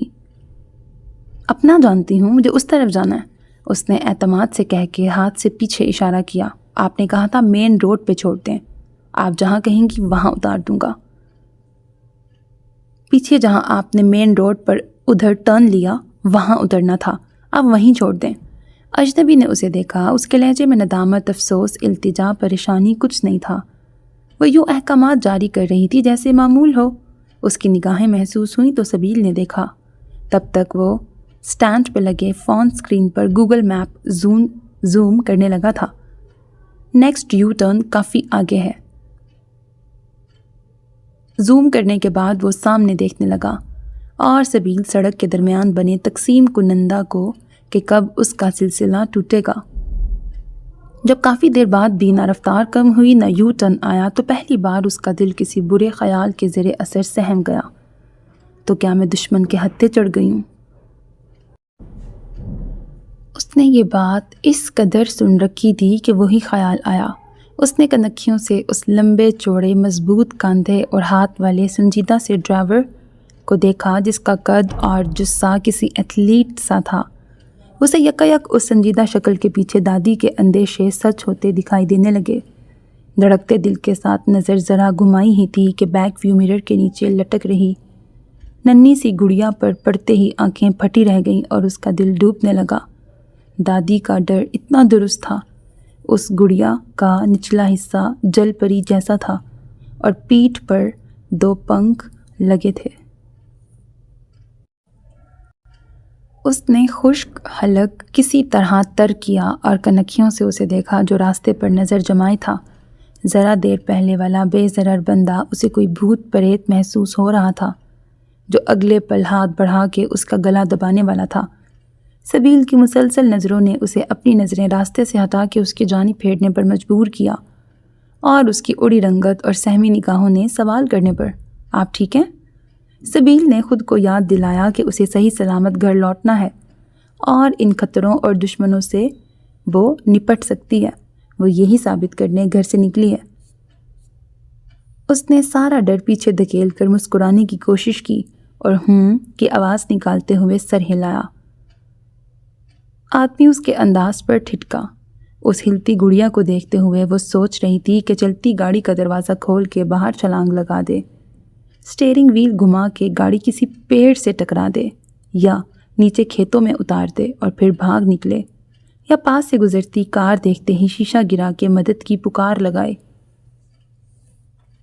سبیل کی نظر کے تعاقب میں اس نے جھولتی گڑیا کو دیکھا اور پھر الجھ کے سبیل کو۔ وہ درزیدہ نگاہوں سے گڑیا کو دیکھ رہی تھی۔ کیا اس اجنبی لڑکی کا یکایک بدلا رویہ اور چہرہ اس گڑیا کی وجہ سے ہے؟ حیرت کی بات تھی۔ کیا آپ اسے برا شگن یا منحوس وغیرہ مانتی ہیں؟ خلاف عادت اس نے پہل کی۔ سبیل نے چونک کے دیکھا۔ اس نے آنکھوں سے ہلتی گڑیا کی طرف اشارہ کیا۔ وہ فوراً کچھ بول نہیں سکی۔ اس پل تو وہ اسے خطرے کا لال نشان لگ رہی تھی، مگر کیوں؟ اسے خیال آیا، کیا صرف اس لیے کہ وہ اوک ہاؤس کے عقبی حوض میں کھڑی مورت جیسی ہے؟ اس نے کون سی دنیا دیکھی تھی جو جان پاتی کہ وہ مورت بس اس حوض تک محدود ہے یا ساری دنیا میں عام تھی؟ دماغ نے ہلکی سی تعویل کیا دی، اعتماد بحال ہونے لگا اور خطرے کی گھنٹی دور جاتی محسوس ہونے لگی۔ یہ کچھ عجیب نہیں؟ پر بھی اور تیرنے کے لیے مچھلی سی دم بھی؟ اس نے بڑے جتن سے لہجہ سادہ رکھا۔ اپنے تئیں وہ ہوشیاری چلاکی سے دشمن سے اگلوانے کی کوشش کر رہی تھی۔ یہ گریک میتھولوجی کے ایک کردار کی بگڑی صورت ہے جس کے مطابق یہ نصف عورت اور نصف پرندے کی شکل کی ایک مخلوق تھی جو اپنی دلکش آواز سے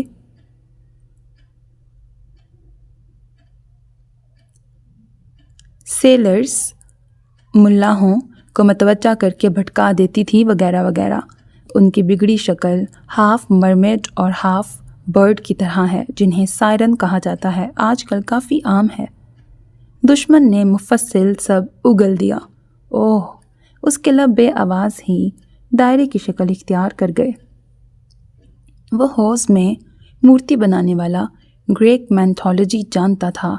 نئے خیال نے اسے اس ان دیکھے فنکار کے متاثرین میں شامل کر دیا۔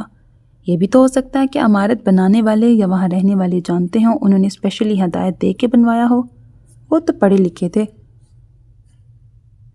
اگلے خیال نے پہلے خیال کو کمزور کر دیا، اور اوک ہاؤس کا پتہ میرے دشمنوں کو نہیں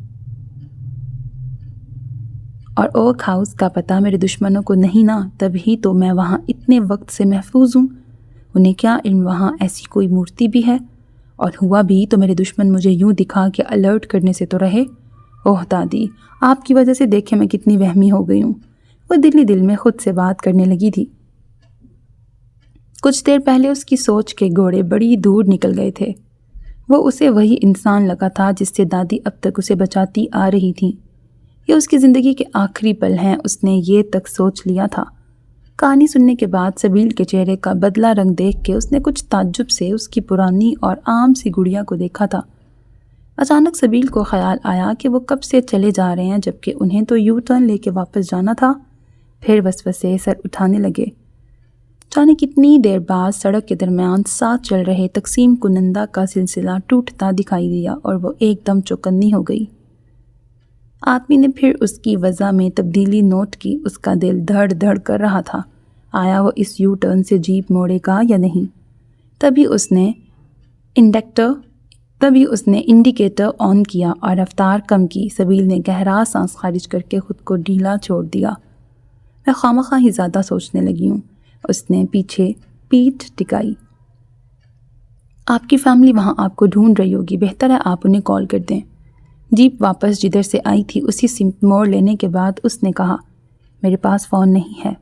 اس نے جواب دیا، میرا فون یوز کر لیں۔ اس پیشکش پر سبیل نے اسے دیکھا۔ وہاں کوئی میرا ویٹ نہیں کر رہا ہے۔ اس کے بعد اس نے گردن کھڑکی کی سمت کی اور دھیرے سے بڑبڑائی، ویٹ تو میرا گھر پہ ہو رہا ہوگا، تو آپ گھر کال کر لیں۔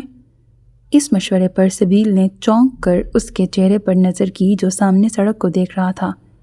اتنی دھیمی منمناہٹ بھی اس نے سن لی تھی۔ مجھے کسی کا نمبر نہیں یاد۔ اس نے بھی آنکھیں سامنے دوڑ رہی سڑک پہ جما دیں۔ اب کہ اس نے سبیل کو دیکھا تو نظر گہری اور جانچتی تھی۔ وہ لڑکی پر اعتماد تھی یا اطراف سے بے پرواہ خود میں گم؟ وہ بے خوف اور باہمت تھی یا بے وقوف اور لاؤبالی؟ اس کے انداز سے ظاہر تھا کہ وہ غیر محسوس طور پر حکم چلانے اور اپنی بات مان لیے جانے کی عادی ہے۔ شام گہری ہو رہی تھی، بادلوں اور گرد آلود ہواؤں کی وجہ سے روشنی کم ہوتی جا رہی تھی۔ سبیل نے غور کیا، اب رفتار مزید بڑھ گئی ہے۔ انہیں بھی کہیں پہنچنے کی جلدی ہے شاید، اس نے سوچا، اور پھر ذہن اوک ہاؤس پہنچ گیا۔ صفا اٹھ تو گئی ہوگی اور مجھے سب جگہ ڈھونڈنے کے بعد دادی اور تمیز چچا کو بتا ہی دیا ہوگا۔ دادی پریشان ہو گئی ہوں گی۔ اسے افسوس اور ملال گھیرنے لگا، لیکن کچھ دیر میں مجھے صحیح سلامت دیکھ کے سب بھول جائیں گی۔ وہ گھر سے نکلتے وقت جو سارے توانا اور جوان خیال تھے وہ اس وقت کہیں دبک گئے تھے۔ صورتحال خود کی فلمی تھی کہ ایک اجنبی کے ساتھ کار میں بیٹھی تھی، مگر اس وقت اس کے تصور میں دادی کرن ارجن کی راکھی بن کے لہرائیں۔ اس نے سر جھٹکا، مجھے یہ بکواس فلمیں دیکھنا بند کرنا پڑے گا۔ اس کی ٹیمپو میں چھپ کے فرار ہونے والی حرکت کے پیچھے بھی تو فلمیں ہی تھیں۔ اسے اب پانی کی طلب ہو رہی تھی۔ اتنا گھوم پھر لینے کے بعد پیاس تو لگنی تھی۔ اس نے کنکھیوں سے دونوں دروازوں میں دیکھا۔ ڈرائیور کی طرف والا تو دکھائی نہیں دیا اور اس کی طرف خالی بوتلیں تھیں۔ لگتا ہے 2 ہی بوتلیں تھیں جو میں نے خرچ کر دیں۔ اب جیپ رکنے تک صبر کرنا تھا، مگر میرے پاس پیسے بھی تو نہیں ہیں۔ اگلا خیال حاضر تھا، پانی تو فری بھی مل جاتا ہے، پیکڈ واٹر یا منرل واٹر کے پیسے لگتے ہیں۔ اس نے ہونٹوں پہ زبان پھیرتے ہوئے اپنی پیاس کو دلاسا دیا۔ پتہ نہیں کتنی دور چلے آئے تھے، اب سپیڈ کیوں نہیں بڑھاتے؟ اس نے جھک کے سپیڈو میٹر دیکھنے کی ناکام کوشش کی اور وہ اس حرکت پر جزبز ہوا۔ 70 یہاں کی سپیڈ لمٹ ہے، اس نے اس کی ناکام کوشش کا جواب دیا۔ وہ خجل تھی سو چپ رہی۔ اللہ اللہ کر کے وہ اس موڑ تک پہنچے جہاں کی کچی سڑک سے اس نے غلط سمت جیپ موڑی تھی۔ اس نے رفتار کم کر دی تھی۔ وہ کھڑکی سے باہر دیکھ رہی تھی جہاں موسم کے بدلتے مزاج کے پیش نظر منظر بدلا سا تھا۔ وہاں اب اکا دکا کار اور اتنی ہی دیگر گاڑیاں تھیں جو وہ جو اب تک بس اور رکشے کا سوچ رہی تھی اب اس کے آگے سوچ رہی تھی کہ وہ یہاں کیسے اور کیوں ملے گی۔ وہ منتظر تھا سبیل کہے یہاں روک دیں اور وہ روک دے گا۔ جب اسے لگا دکانوں اور ہوٹلوں کی قطار ختم ہونے کو ہے تو اس نے مری سی آواز میں کہا بس یہیں روک دیں۔ اس کی دلکش صورت پر پھیلی تفکر کی بدلی اس سے چھپی نہیں تھی۔ وہ موٹی موٹی سیاہ آنکھیں ایک دم بجھ گئی تھیں۔ سارا جوش یہاں دم توڑ گیا تھا۔ اب اس پر واپسی کا خیال سوار تھا۔ So میرے عزیز listeners, this was the end of first mega episode of the novel آہ نیم کش. Hope that you like it. اپنا بہت خیال رکھیے گا نیک تمناؤں کے ساتھ۔ اللہ حافظ and don't forget to subscribe to my channel because that's how you can encourage me and that's the only kind of support and encouragement which I want from all of you. اللہ حافظ.